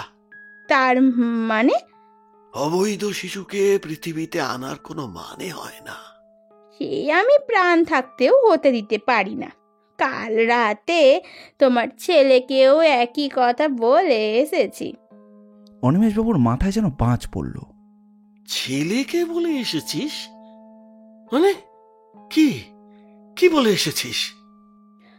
আসলে আমি ঠিক মতো বুঝতে পারছি না আমার পেটের ছেলেটার সত্যিকারের বাপকে। তুমি না তোমার ছেলে, সে যাই হোক, তোমরা যে কেউ একজনের দায় নিলেই সব দিকে রক্ষে হয়। ও, তার মানে তুই একসঙ্গে দুজনকে ফাঁসিয়েছিস? কত কত কত টাকা পেলে তুই তুই এখান থেকে চিরকালের মতো বিদায় হবি? কত কত বল, কত টাকা? আমি তো বিদায় হওয়ার জন্য আসিনি। তার চেয়ে এক কাজ করো, তোমার এই নিচের তলাটা আমার নামে লেখাপড়া করে দাও। তুমি আর তোমার ছেলে ওপরে চলে যাও, এরপর আমি আর তোমাদের কখনো বিরক্ত করব না। করবি? তুই তুই তখনও আরো নতুন কোনো ফন্দি আঁটবি কি করে পুরো বাড়িটা কবজা করা যায়, তাই তো নাকি রে? করবি করবি? না না, তোকে তোকে আমি বিশ্বাস করি না, তোকে বিশ্বাস করি না। আমি আমি তোকে ঠিক 3 দিন সময় দিচ্ছি। 1,00,000 টাকা তোকে আমি দেব, কিন্তু তোর মুখ যেন আমাদের কোনোদিন আর দেখতে না হয়। লাখ টাকায় কি বাপ ছেলের কলঙ্ক ঢাকা যায়? আমি যা বললাম সেটাই করবে, নইলে নইলে নইলে কি হবে সেটা এখনো তোর কল্পনাতে নেই। ঠিক 3 দিন, 3 দিন, নইলেটা তখনই টের পাবি। জানিস তো, সব বুড়ো হলেও ছোবল মারতে ছাড়ে না। শেষ পর্যন্ত অনিমেষবাবু প্রায় বিধ্বস্ত অবস্থায় গিয়ে হাজির হলো নিকটবর্তী থানার পুলিশ অফিসার সঞ্জয় মজুমদারের কাছে। সঞ্জয়বাবুর সঙ্গে অনিমেষবাবুর কিছু আলাপ পরিচয় ছিল। অফিসার তখন বাইরে একটা ফোন অ্যাটেন্ড করছিলেন। ইঙ্গিতে অনিমেষবাবুকে বসতে বলে নিজের তদারকির কথা সেরে অনিমেষবাবুর দিকে ফিরে তাকিয়ে বললেন, কি হলো? একটা ভয়ানক কাণ্ড ঘটে গেছে। কিরকম? রাধিকা প্রতিদিনই ভোর 5টায় উঠে পড়ে। রাধিকা কি? ওই ওই আমার বাড়ির কাজের মেয়ে। মিসেস মারা যাওয়ার পর লোক রেখেছিলেন নিশ্চয়? আগে হ্যাঁ, উপায় ছিল না। বেশ, তারপর? বেলা 7টা, 7:30 এসে নির্মলা খবর দেয়। নির্মলা কি? ওই আমার আমার ভাড়াটিয়া। তারপর? আমার বাড়ির ছাদে রাধিকার মৃতদেহ পড়ে আছে। Dead body? তা আপনি কি করে বুঝলেন রাধিকা মারা গিয়েছে?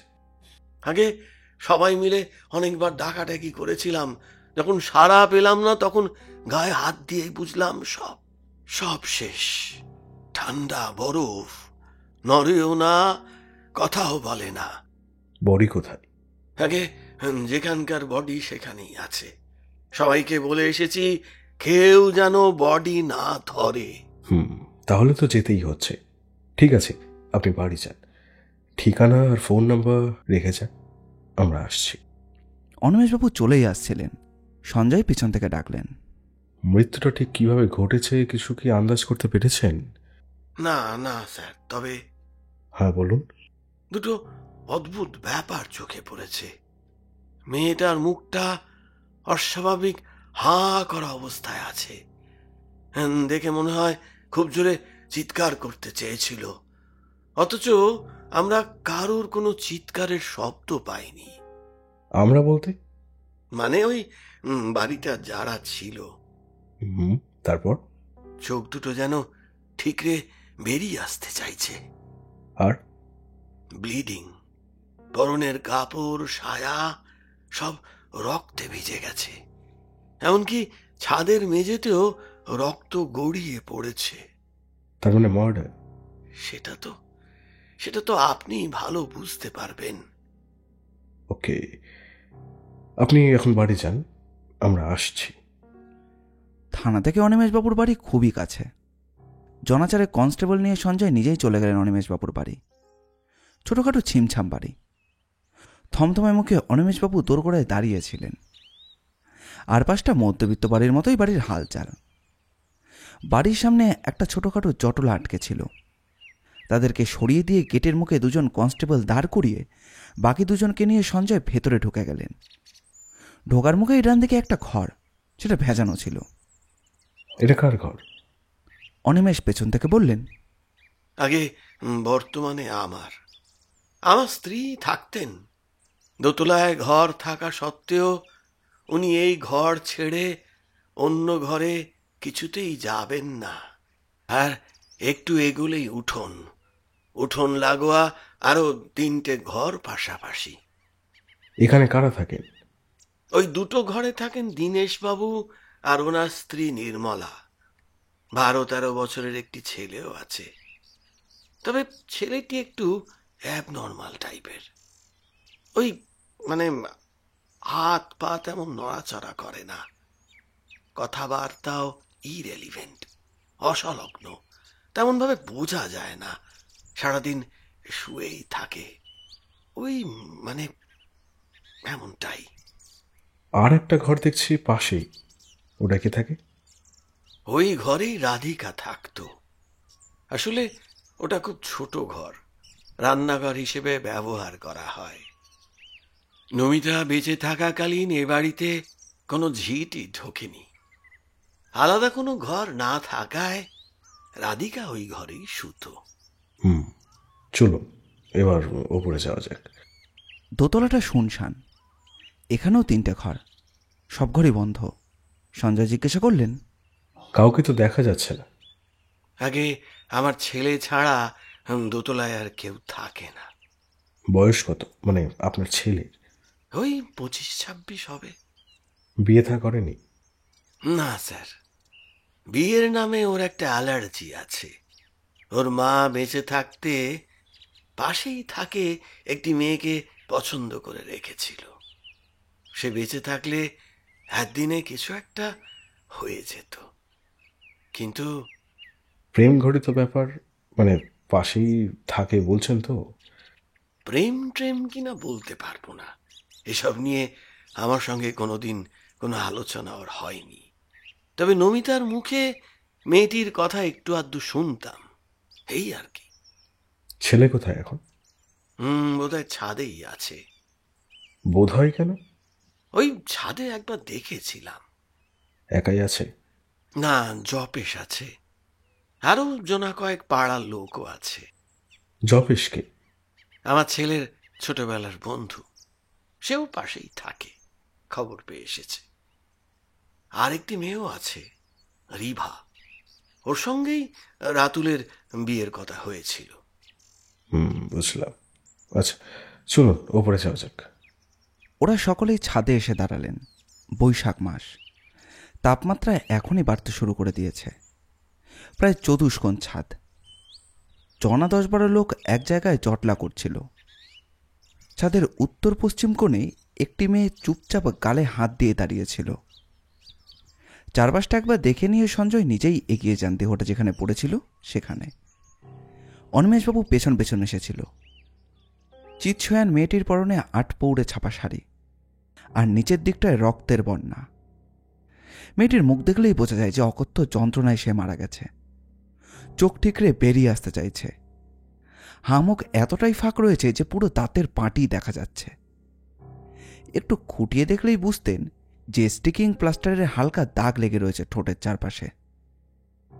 সঞ্জয় মেয়েটার কাছে হাঁটু গেড়ে বসে পড়লেন। খুঁটিয়ে খুঁটিয়ে সবকিছুই দেখতে থাকলেন। পা দুটি ঈষৎ ফাঁক, হাত দুটি খামচে ধরা রয়েছে গোপন আঙ্গের ওপর। হঠাৎ একটি অস্বাভাবিক দৃশ্যে তার চোখটা আটকে গেল। শাড়িটা প্রায় গোড়ালি পর্যন্ত টানা থাকলেও ঈষৎ ফাঁক হয়ে থাকা গোড়ালির মাঝখান দিয়ে উকি দিচ্ছে ছুচালো কোনো লোহার শিক। সঞ্জয় মজুমদার প্রথমটা কিছুই বুঝলেন না, মেয়েটাকে ঠিক কীভাবে হত্যা করা হয়েছে। কিন্তু মেয়েটাকে কোনোভাবে হত্যা করা হয়েছে এটা ঠিক, প্রচুর রক্তপাতও ঘটেছে, কিন্তু লৌহদণ্ডটির অবস্থান ওখানে কেন? তবে কি? পকেট থেকে গ্লাভস বার করে পরে নিলেন। তারপর ধীরে ধীরে শাড়িটা সামান্য তুলে ধরতেই অনুমান করে নিলেন যে ঘটনাটা কি ঘটতে পারে। শাড়িটাকে পূর্বাবস্থায় ফিরিয়ে দিয়ে সঞ্জয় মজুমদার উঠে দাঁড়ালেন। অনিমেষও ততক্ষণে ঠাঁই দাঁড়িয়েছে। তিনিও গোটা ব্যাপারটা দেখেছিলেন। উদ্গ্রীব কণ্ঠে জিজ্ঞাসা করলেন, কিছু বুঝলেন অফিসার? খুব গম্ভীর মুখে অনিমেষবাবুর দিকে তাকিয়ে বললেন, আমি যা অনুমান করতে পারছি যদি সেটি ঘটে থাকে তাহলে না, কিছু না। তার আগে বডিটা পোস্টমর্টমে পাঠানো দরকার। পিছনে দাঁড়িয়ে থাকা কনস্টেবলটাকে ডাকলেন। জীবনবাবু, আমাদের ফটোগ্রাফারকে ইমিডিয়েট আসতে বলুন, আর মর্গে খবর পাঠান। ঠিক ঠিক আছে স্যার বলে জীবনবাবু মোবাইল টিপে ফটোগ্রাফারকে খবর দিলেন। অনিমেষবাবু আবার জিজ্ঞাসা করলেন, ওকে কি কেউ খুন করেছে? আপনার আপনার কি মনে হয়? আপাতত অনুমান this is not a suicidal case, সম্ভবত হোমিসাইড, একটা অকল্পনীয় হত্যাকাণ্ড। But why is such a brutality? শেষের কথাগুলো সঞ্জয় নিজেকে শোনানোর জন্যই বলেছিল। অনিমেষবাবু আবার ডাকলেন, সঞ্জয় বাবু, এখন এখন কি হবে? কি হবে বা হতে পারে ওসব তো পরের কথা। আপাতত আপনারা নিচের তলায় গিয়ে কোনো একটা ঘরে অপেক্ষা করুন, আমি আসছি। এখানে যারা আছেন আমাকে না বলে এ বাড়ি থেকে যাবেন না। আমিও যাব? কেন? আপনি কি নিজেকে সব সন্দেহের বাইরে বলে মনে করছেন নাকি? হ্যাঁ, আপনিও গিয়ে বসুন। পাঁচিলের প্রান্তে দাঁড়িয়ে থাকা মেয়েটিকে দেখিয়ে সঞ্জয় জিজ্ঞাসা করলেন, ওই মেয়েটি কি এ বাড়িরই মেয়ে?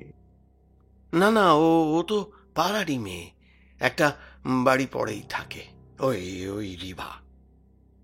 ওয়েল, ওকেও নিয়ে যান তাহলে সঙ্গে করে। সঞ্জয় এসে বসলেন রাতুলের ঘরে। ছিমছাম মোটামুটি সাজানো ঘর।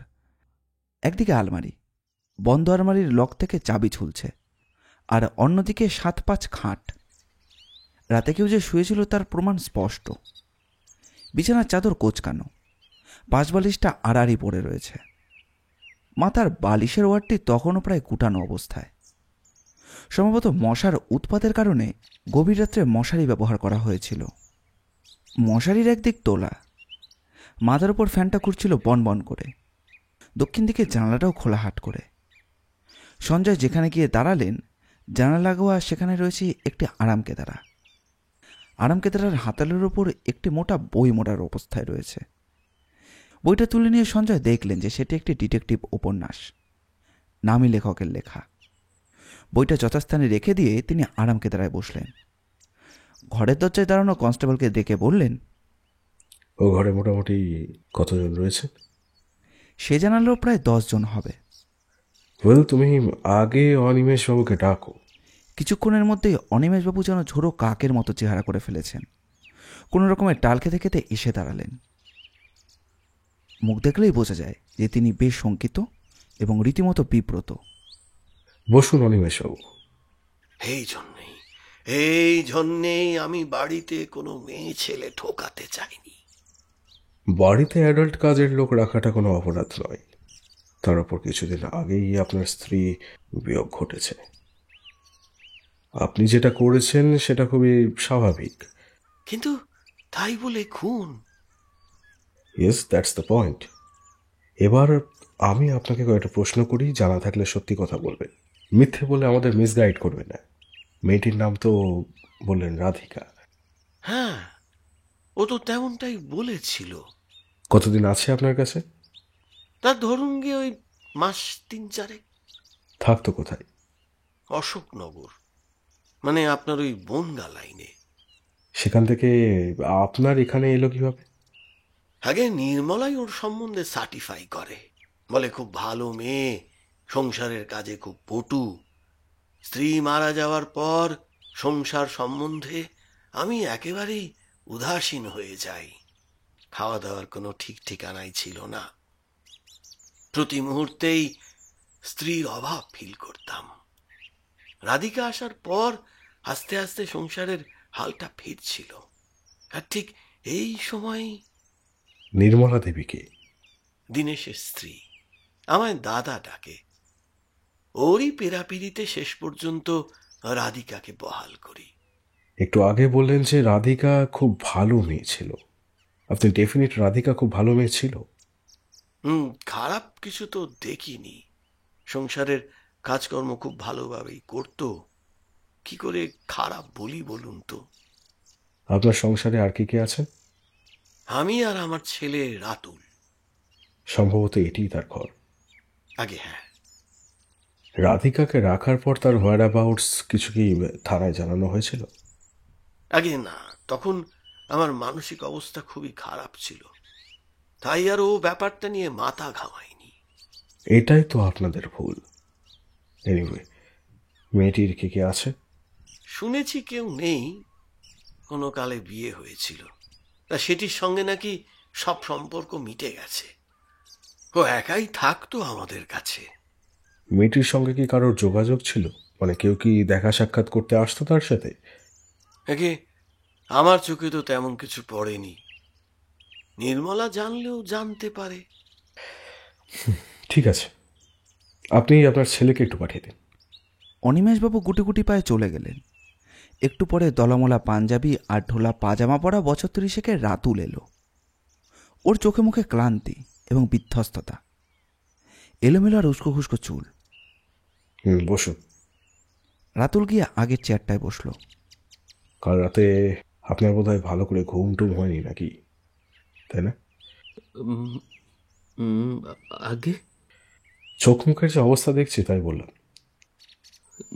না, মানে মা মারা যাবার পর আমি অনেক দিনই ভালো করে ঘুমাতে পারিনি। মাঝে মাঝে অবশ্যই ডাক্তারের পরামর্শে একটা করে ট্রাঙ্কুলাইজার খেতে হয়। তারপর একটা যা হোক বই নিয়ে পড়তে আরম্ভ করি। একসময় ঘুম এলে ঘুমিয়ে পড়ি। বোধহয় কালকেও তাই হয়েছিল। না, কাল আমি কোনো ট্রাঙ্কুলাইজার খাইনি। বইটা কিছুক্ষণ পড়ার পরই বিছানায় গিয়ে শুয়ে পড়ি। তা সত্ত্বেও ঘুম আসছিল না, তাই তো? চুপ করে থাকে। ঘুম না আসার জন্য কি করলেন তাহলে? কি আর করব, বিছানায় এপাশ ওপাশ করতে করতে এক সময় ঘুমিয়ে যাই। তারপর ভোরবেলার হইচইয়ের চেঁচামেচিতে ঘুম ভেঙে যায়। কখন জানলেন কিভাবে ছাদে এরকম একটা অবস্থা হয়ে গিয়েছে? বাবাই এসে হাউমাউ করে খবরটা দিলেন। রাধিকা মেয়েটা কেমন? ভালো না স্যার, একেবারেই ভালো না। কি করে বুঝলেন?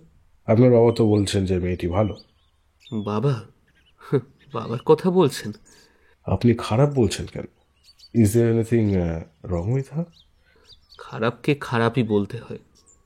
কিন্তু কেন হঠাৎ আপনার এমন ধারণা কেন?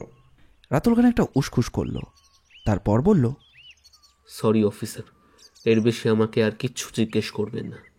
এর উত্তর আমি দিতে পারবো না। নাকি দিতে চান না?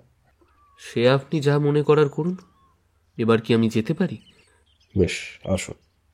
আপনার বন্ধুর কি নাম জানো? জপেশ। ওকে একটু পাঠিয়ে দিন। মিনিট 3-4 মধ্যে প্রায় রাতুলেরই সমবয়সী এক যুবক এসে ঘরে ঢুকল। সঞ্জয় একবার মুখ তুলে তাকালেন।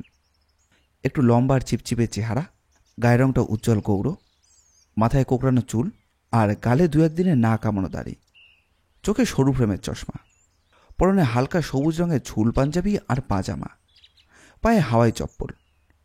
সব মিলিয়ে বেশ রোম্যান্টিক ফিগার। গলার শটটিও বেশ মধুর।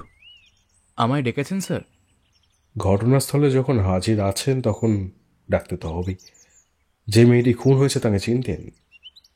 আর চোখে একবার সঞ্জয়ের দিকে তাকিয়ে নিয়ে সে বলল, চিন্তা এ কথা বলতে পারছি না, তবে ও যে অনিমেষবাবুর বাড়িতে কাজ করত এটা আমি জানতাম। মেয়েটির সম্বন্ধে আর কি জানতেন? নাথিং, কারণ অন্যের বাড়ির কাজের মেয়ে সম্বন্ধে কিছু জানার কোনো প্রয়োজনই তো নেই আমার। তা বটে।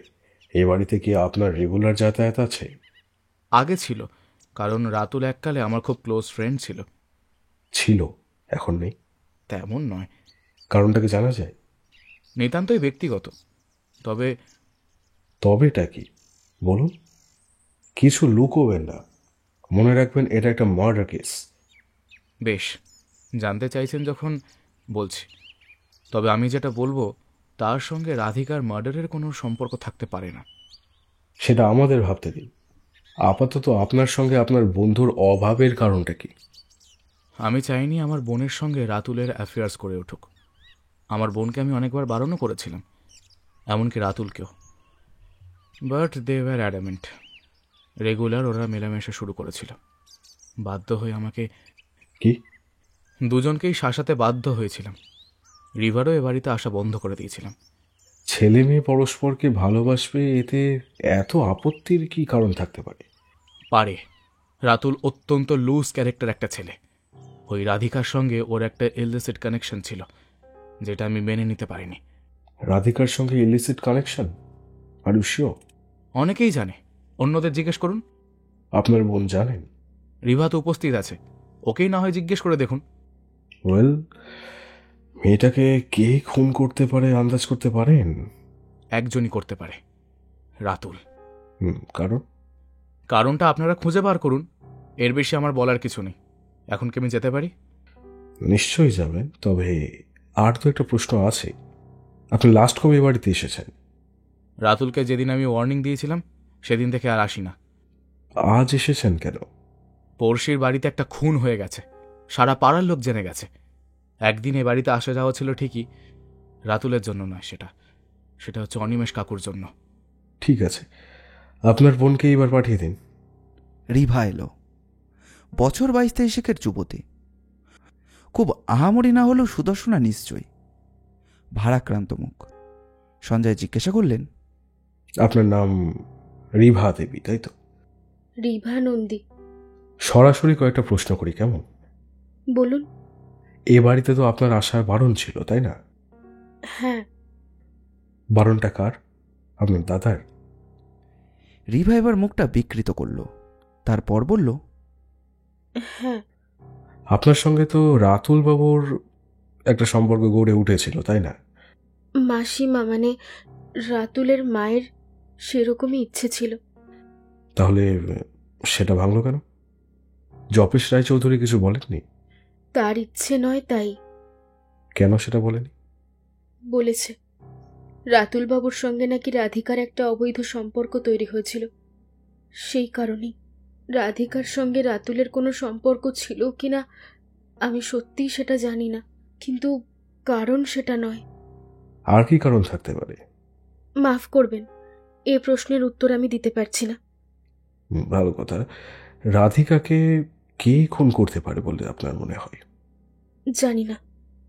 আপনার দাদা বলে গেলেন যে রাতুল বাবুই নাকি কাজটা করেছে। আপনার কি মনে হয়? আবার সেই ব্যাংকের হাসি রিভার মুখে ফুটে উঠল। তারপর বলল, দাদার একটা শাসানির ভয়ে যে ছেলে একটা প্রেমের সম্পর্ক ভেঙে দিতে পারে, একটা কুৎসিত ইঙ্গিত পেয়ে যে ছেলেটা পুরনো সব কিছু ভুলে যেতে পারে, সে করবে খুন? হ্যাঁ, রাতুল তো একটা মেরুদণ্ডহীন কাওয়ার্ড। ওর মতো ছেলের পক্ষে কাউকে খুন করা সম্ভব নয়, অন্তত আমি এটা বিশ্বাস করি না।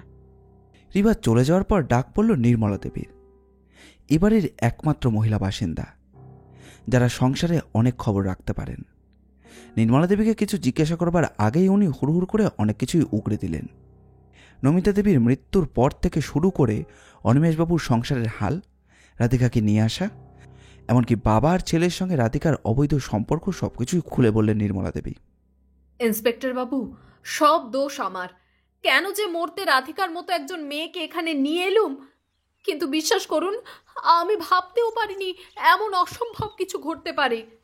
সঞ্জয় সামান্য হাসলেন, মনে মনে ভাবলেন যে মানুষ যে কতটা নিচে নামতে পারে মহিলার সে সম্বন্ধে কোনো ধারণাই নেই। তবে নির্মলা দেবীর কাছে একটা নতুন সংবাদ পেলেন। রাধিকার সঙ্গে তাহলে বাবা আর ছেলে দুজনেরই সম্বন্ধ ছিল, যেটা এই কেসের একটা ভাইটাল পয়েন্ট। তবে কি বাবা আর ছেলের ক্লাস থেকেই এই খুনের জন্ম, নাকি এর মধ্যে অন্য কিছু আছে? আর যদি থেকে থাকে তাহলে সেটা কি? কি ভাবছেন ইন্সপেক্টর বাবু? বাবা বা ছেলে ছাড়া অন্য কেউ কি রাধিকাকে খুন করতে পারে না? অন্য কেউ? অন্য কে আবার হবে? সে প্রশ্নের কোনো উত্তর না দিয়ে সঞ্জয় বললেন, রিভার সঙ্গে রাতুল বাবুর একটা সম্পর্ক ছিল, তাই না? ছিল মানে? নমিতাদি তখন বেঁচে, তারও অনেক আগে থেকে ওদের ভাব ভালোবাসা। নমিতাদি তো ঠিকই করেছিলেন ওদের দুজনের বিয়ে দেবেন, কিন্তু নমিতাদি চলে গিয়ে সব ওলট পালট হয়ে গেল। কিছুদিন আগেও অনিমেষদা একদিন আমায় ডেকে বলছিলেন ওদের দুজনের বিয়ের ব্যাপারে। কতদিন আগে? যখন সংসারটা খুব এলোমেলো, হাল ধরার কেউ নেই, অনিমেষবাবু স্ত্রী বিয়োগে শয্যাশায়ী, সেই তখনই। মানে রাধিকা আসার আগেই? হ্যাঁ। রাধিকা মেয়েটা খুব একটা ভালো ছিল না, তাই না? মানুষের মনে কি আছে তা তো আমি বলতে পারবো না, তবে ওর বরটা ওকে ছেড়ে চলে যাবার পর ও খুব একা হয়ে পড়েছিল। একটা দাদু ছিল, সে চলে যেতেই ওর বাড়িতে কাজ করে খেত।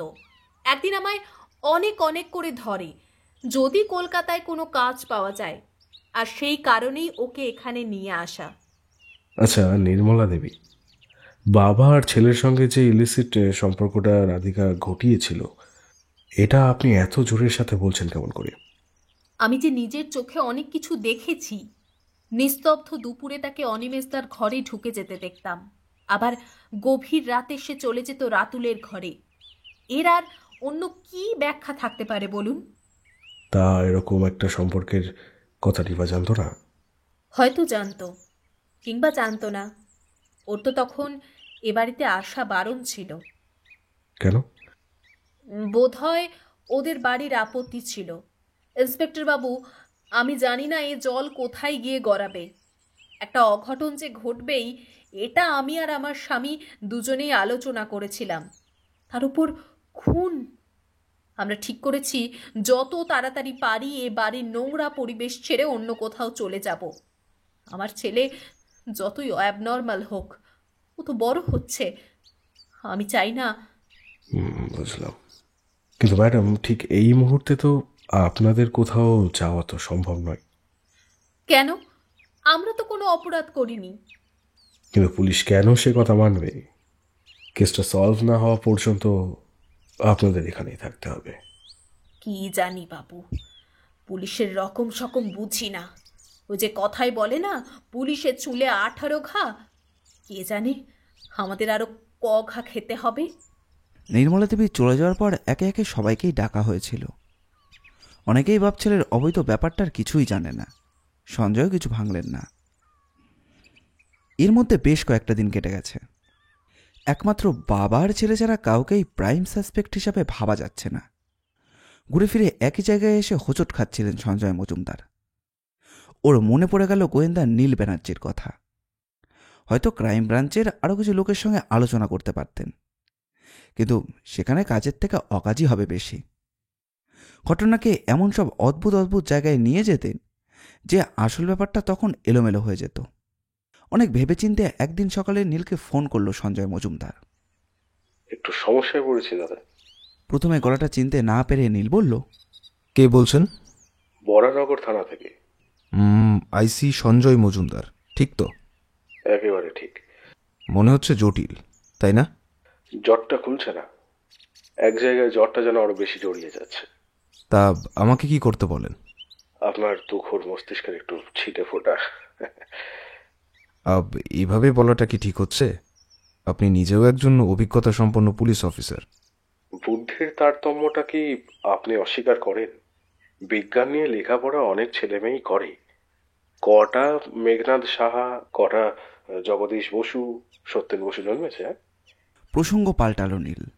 তা বলুন, আমি আপনাকে কিভাবে সাহায্য করতে পারি? আমি কি একবার আসবো আপনার বাড়িতে? অলওয়েজ ওয়েলকাম, কিন্তু আপনি তো বরানগরে পোস্টেড, এতটা রাস্তা। এটা জোটের রহস্য সমাধান করার জন্য আমি নিউ আলিপুর থেকে আলিগড় পর্যন্ত ছুটতে পারি।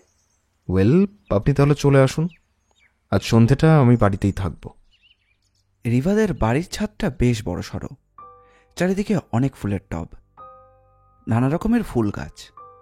শখটা অবশ্য রিভাদের নয়। ফুল গাছের শখ করবার মতো শৌখিনতাও তাদের নেই। তার বাবা সোমেন নন্দীর রোজগার সামান্য। একটা প্রাইভেট কনসার্নে করণিক মাত্র। যাতে রোজগার আসে তাতে সে, তার মা, পরে বোন নিভা আর তার বাবা।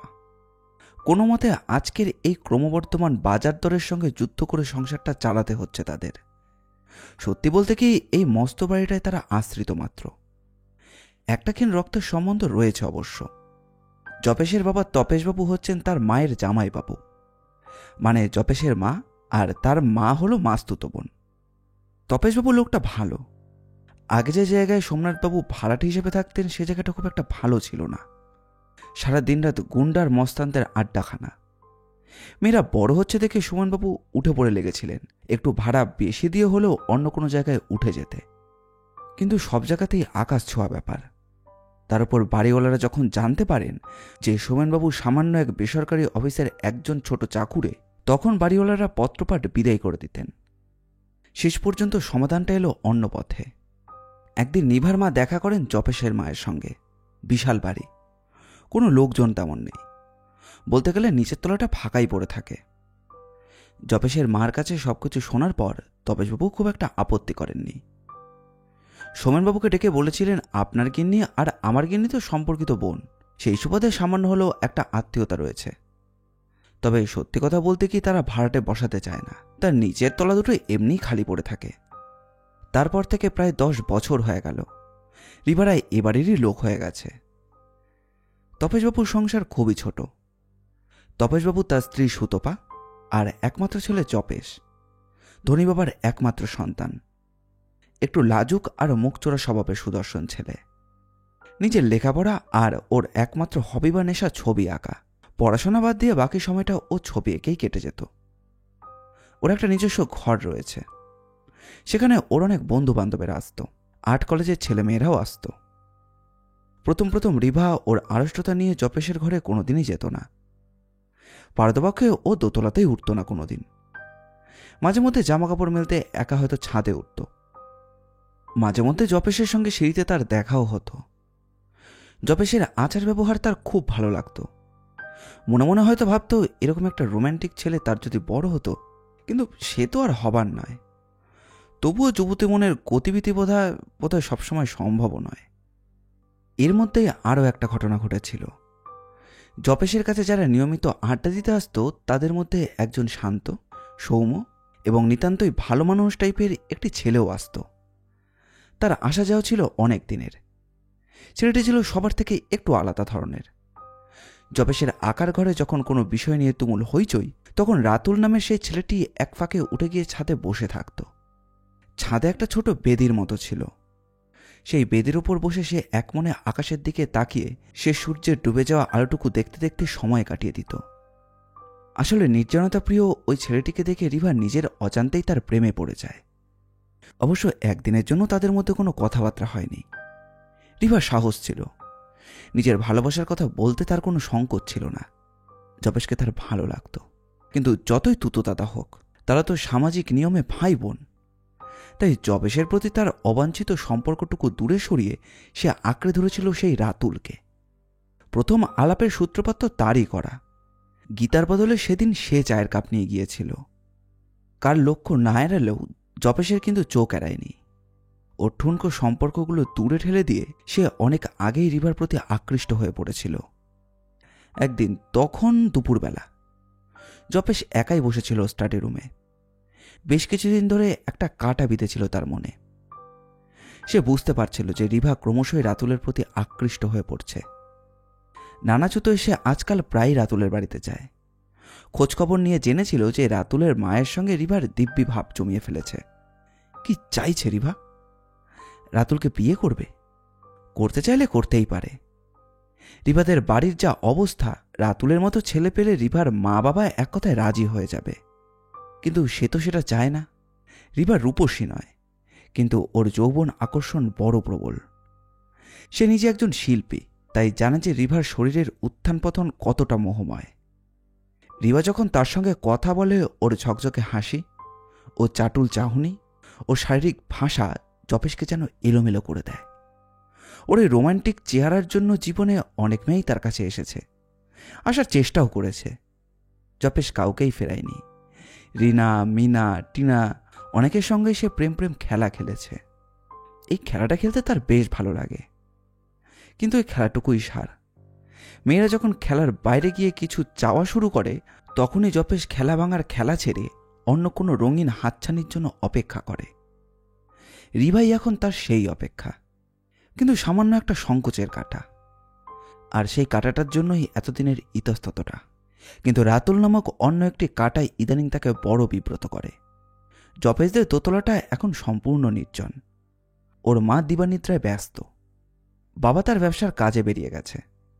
গীতা হয়তো তার নিজের ঘরে ঘুমোচ্ছে, নয়তো কানে রেডিও লাগিয়ে FM শুনছে। আর চাকর শ্রীনাথ নিজের খাটিয়ায় তোফা ঘুমে ব্যস্ত। নির্জন রাতের মতো নির্জন দুপুরেও একটা আমোঘ আকর্ষণ আছে। এই মুহূর্তে রিভাকে তার খুব পেতে ইচ্ছা করছে। জপেশ বরাবরই একটু ডেসপারেট। বাবা মার একমাত্র আদুরে এবং বখাটে ছেলে। মাথার মধ্যে ভাবনাটা জাগার দিতেই ও তরবরিয়ে নিচে নেমে এলো। একতলাও তখন ফাঁকা। ওরা থাকে দুটো ঘর নিয়ে, দুটো ঘরে দরজাই ভেজানো। আন্দাজে একটা ঘরে গিয়ে টোকা দিল। একবার, দুবার, তিনবারের বার দরজাটা খুলে ঘুম চোখে রিভা এসে দাঁড়ালো দরজা খুলে। একটু অবাক হয়ে রিভা জিজ্ঞাসা করল, জপেশদা, তুমি এখন এই অসময়? আরে তুই থাকিস কোথায়? হ্যাঁ, তোকে তো আজকাল চোখেই দেখতে পাই না। নাকি এখন রাতুলদের বাড়িতে বেশিক্ষণ পড়ে থাকিস? গেলে ক্ষতি কি? আমি তো যাই মাসিমার কাছে। কেন, তোমার কোনো আপত্তি আছে নাকি? দূর পাগল, এতে আমার আপত্তি থাকবে কেন?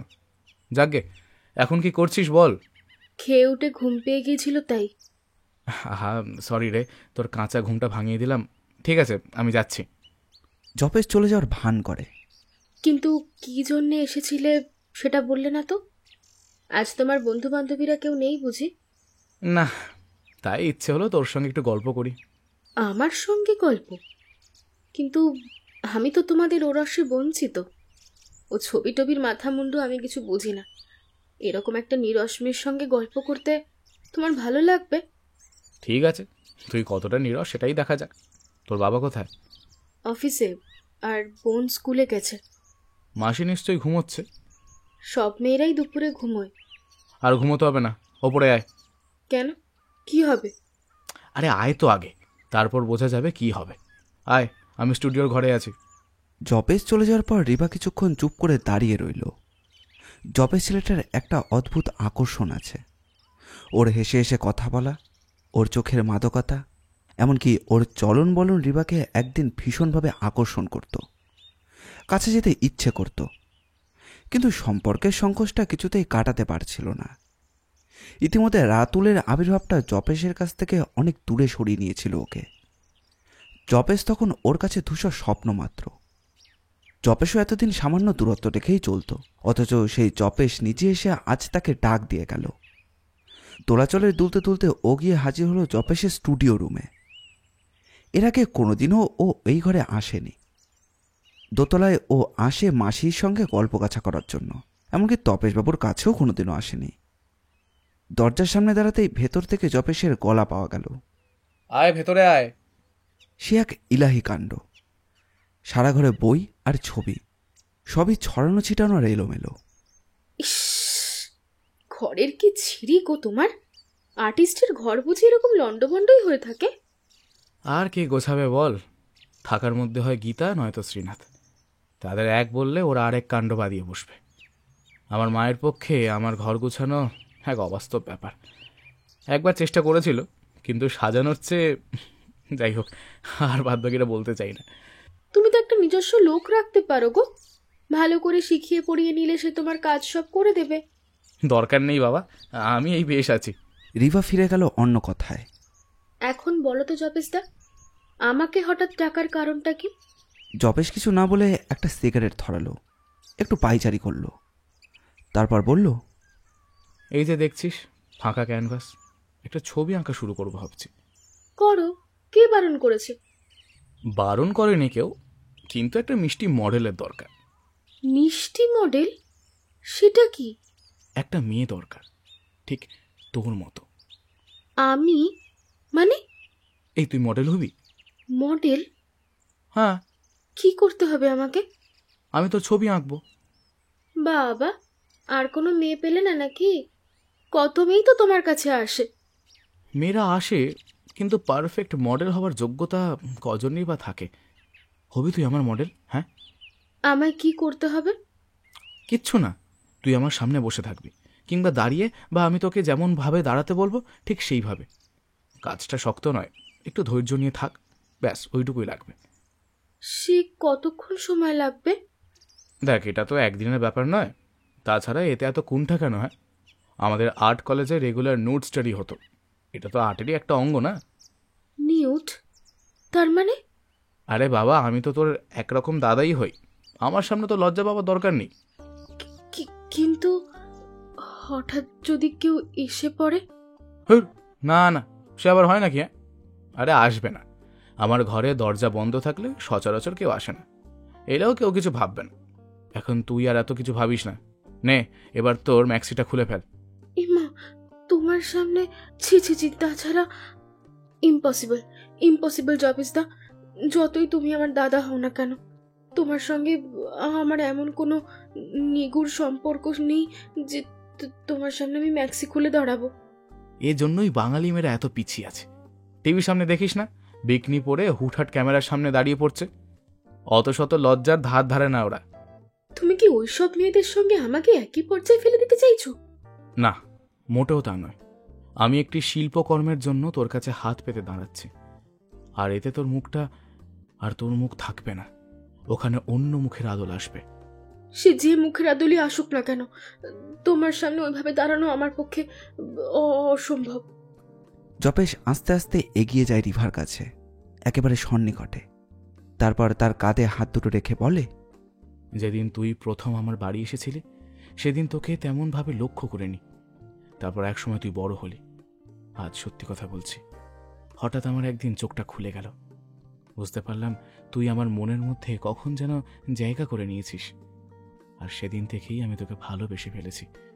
কি বললে? আরও একটা অনিবার্য সত্য তোকে জানাচ্ছি। আমার চোখ কিন্তু জহুরির চোখ। তুই যখন আমার দিকে তাকাতিস আমি বুঝতে পারতাম আমার মনের ইচ্ছেগুলো তোর মনে ডানা মেলে উঠছে। আমাকে ভালোবাসতিস কিনা জানি না, তবে আমাকে তুই চাইতিস। বল, সত্যি কিনা? রিভা কোনো উত্তর দিতে পারে না। সে চুপ করে দাঁড়িয়েই থাকে সেখানে। জপেশ কিন্তু সুযোগে সদ্ব্যবহার করতে পটু। নিমেষের মধ্যে সে হাঁটু গেড়ে বসে গোড়ালি থেকে ম্যাক্সিটার শটান ওপরের দিকে তুলে ওপর থেকে খুলে নেয়। তারপর জপেশ ধীরে ধীরে তাকে কাছে টানতে শুরু করে। তারপর তার হাত দুটো মুখ থেকে সরিয়ে নিয়ে সজোরে নিজের বুকে টেনে ধরে আর তীর তীর করে কাঁপতে থাকা ঠোঁটের ওপর ন্যস্ত করে নিজের ঠোঁট। অন্য কেউ হলে হয়তো এতক্ষণে চেঁচামেচি করে একটা সিন তৈরি করে ফেলতে পারত, কিন্তু রিভা কিছুই করল না। তার অনেক দিনের সুপ্ত আকাঙ্ক্ষা হঠাৎই যেন তার সামনে এসে পড়েছে। না, সে নিজেকে সরিয়ে নিল না, বরং সে কিছুটা এগিয়ে যেতে দিল জপেশকে। তারা দুজন মিলিত হতে যাবে এমন সময় রিভা বলল, না না না জপিসদা, এটা হয় না, এটা হতে পারে না। তুমি যে এত কিছু করছো, তুমি জানো এর পরিণাম কি? একদিন বাড়ির সবাই জেনে যাবে। এক লজ্জা। তুমি পারবে আমায় বিয়ে করতে? সেখানেও তো সামাজিক বাধা। না পারবে তোমার আমার কোনো পরিবারই অবৈধ সম্পর্ক মানতে? না, আমায় ছেড়ে দাও, আমাকে নিচে যেতে হবে। তোমার আর ছবি এঁকে কাজ নেই। তুই যে সম্পর্কে দোহাই পারছিস ওটা খুবই মেঠো সম্পর্ক। ওতে আমাদের বিয়ে কেউ আটকাতে পারে না।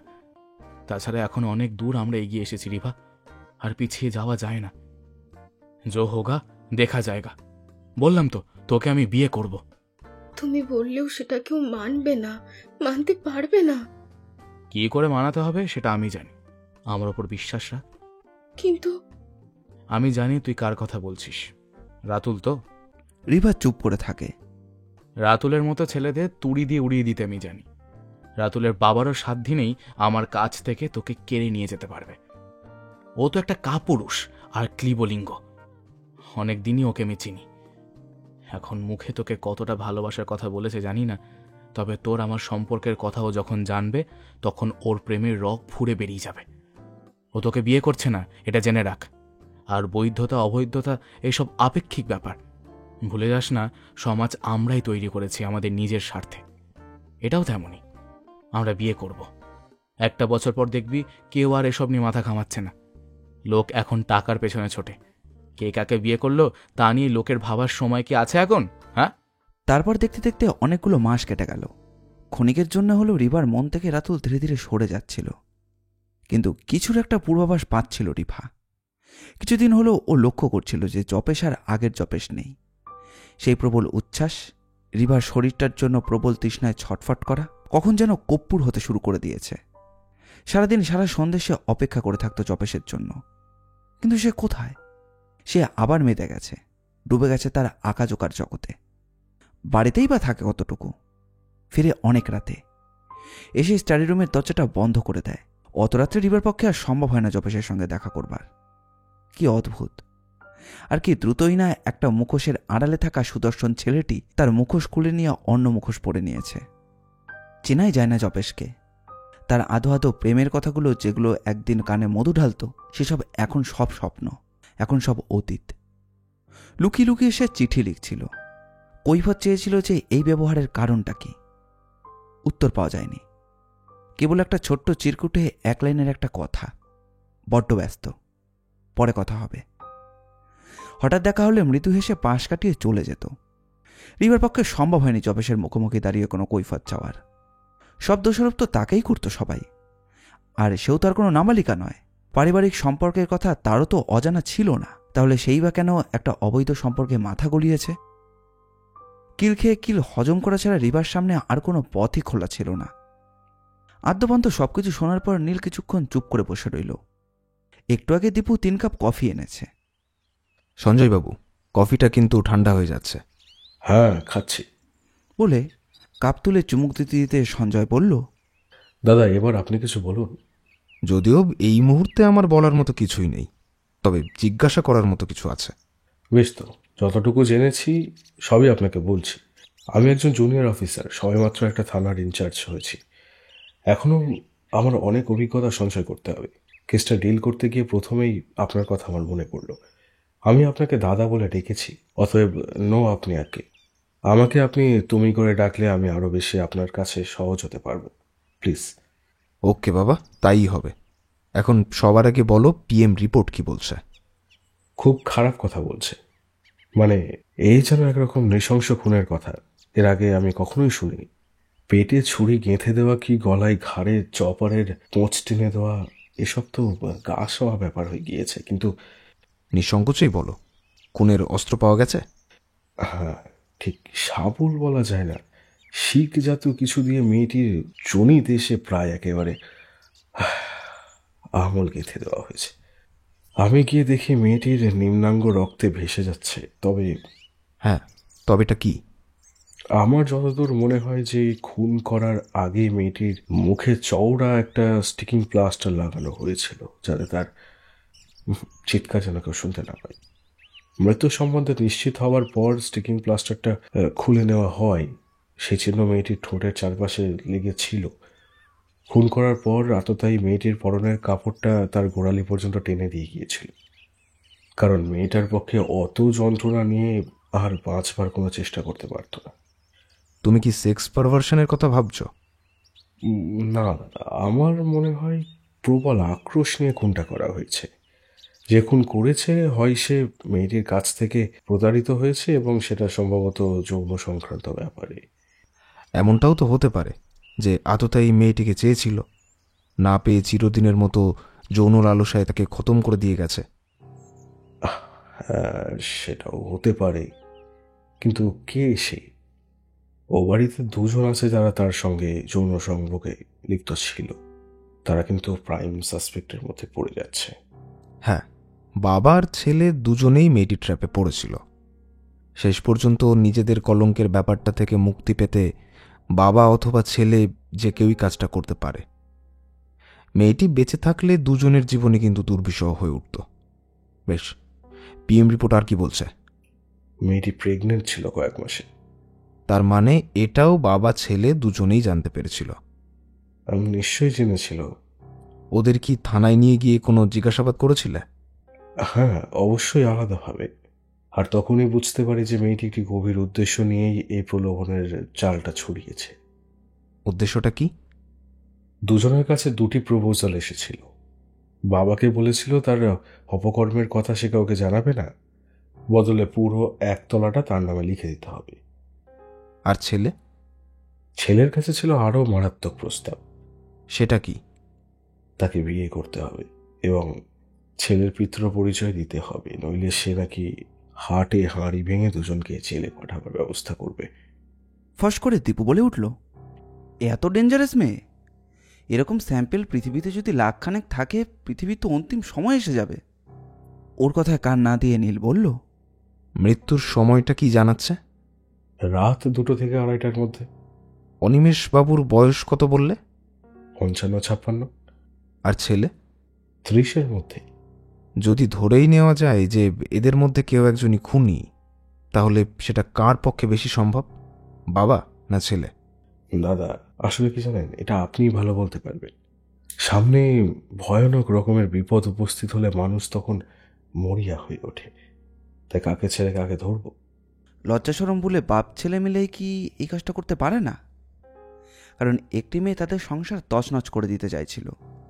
যেমন করেই হোক বাবার ছেলে মেয়েটির ব্ল্যাকমেলিংয়ের হাত থেকে বাঁচবার জন্য, কথায় বলে না যে আপনি বাঁচলে বাপের নাম, রাতে কাকে সরাতে পারলে বাপ ছেলে দুজনেই কলঙ্কের হাত থেকে রেহাই পাবে। না রে দীপু, বাবা আর ছেলে দুজনেই খুব ভালো করেই জানে এইভাবে রাধিকার মৃত্যু হলে পুলিশ প্রথমেই তাদেরকে সন্দেহ করবে। তারা কেউই নাবালক নয়, নিতান্তই বোকাও নয়। হয়তো এমন দেখা গেল যে দুজনকে ফাঁসাবার জন্যে অন্য কেউ কাজটা করেছে। এমনটা কি হতে পারে না? আর কে করতে পারে? প্রবল প্রতিহিংসা অথবা প্রবঞ্চনার কারণে আমি ধরে নিলাম অন্য কেউ করতে পারে। But who is that man? আচ্ছা, ও বাড়িতে আর কে কে আছে? নিচের ঘরে এক ঘর ভাড়াটিয়ে আছে। মানে যে ভদ্রমহিলা ওই বাড়িতে মেয়েটিকে নিয়ে এসেছিল? হ্যাঁ, আর ওর স্বামী আছেন। একটি ছেলে আছে, বছর 12-13 মতো বয়স হবে, তবে সে তো প্রায় ইনভ্যালিড, মানে both mentally and physically inactive. অধিকাংশ সময় নিজের ঘরেই থাকে। এদের দিকে তো কোনো মোটিভ দেখতে পাচ্ছি না। একটা মোটিভ থাকতে পারে। ভদ্রমহিলা গিল্টি কনসিয়াসে ভুগছিলেন, সেই কারণেই। তাই বলে ওইভাবে মারা একটি মেয়ের পক্ষে কি সম্ভব? উনি ইচ্ছে করলেই মেয়েটাকে তার দেশের বাড়িতে পাঠিয়ে দিতে পারতেন। স্বামী পুত্র নিয়ে বাস করা ছাপোষা পরিবার কি চট করে খুনের মতন একটা ঘটনায় লিপ্ত হতে পারে নাকি? আর কারোর কি যাতায়াত ছিল ওই বাড়িতে? সেটা ঠিক জানি না, তবে হ্যাঁ বলো। একটি মেয়ের সঙ্গে রাতুল মানে ছেলেটির একটা অ্যাফেয়ার্স ছিল, কিন্তু কোনো অজানা কারণে বর্তমানে সেটি প্রায় নারায়ণ ভয়ের অবস্থা। তাছাড়া সেই মেয়েটির এক দাদা নাকি রাতুলকে শাসিয়েছিল যে সে কোনো কারণেই রিভার দিকে হাত না বাড়ায়, তার রেজাল্ট খারাপ হবে। সম্পর্কে দাদা বললে, তা দাদা হিসেবে এমন একটা হুঁশিয়ারি তো দিতেই পারে। কিন্তু তার সঙ্গে রাধিকা হত্যার কি সম্পর্ক? রাধিকা থাকলো কি গেল তাতে তো তাদের কোনো অসুবিধার কারণ নেই। কার কোথায় কিসের সুবিধা অসুবিধা তা কি এখনই বলা সম্ভব? আচ্ছা, আর কেউ? না, স্পষ্ট করে কোনো নাম তো পাচ্ছি না। নাকি কেউ মুখ খুলছে না? মুখ না খোলাটাই তো এই ক্ষেত্রে স্বাভাবিক নয় কি দাদা? কারণ তাহলে তো ঘটনার প্রভাব অন্যদিকে বইতে পারে। আমি একবার সরেজমিন তদন্তে যেতে চাই। সঞ্জয়, বলো, তোমার ইগো প্রবলেম আছে কিনা? আপনি যে কি বলেন দাদা? আপনি যাবেন, এ তো হাতে চাঁদ পাওয়া। কবে যাবেন খালি বলুন। অবশ্য দেরি করে নয়, কারণ অকুস্থলকে কখনো পুরনো হতে দিতে নেই। কাল হলে কালই। বেশ, আমি সেই ব্যবস্থা করছি। মনে রাখবেন দাদা, এইটা আমার প্রথম কেস।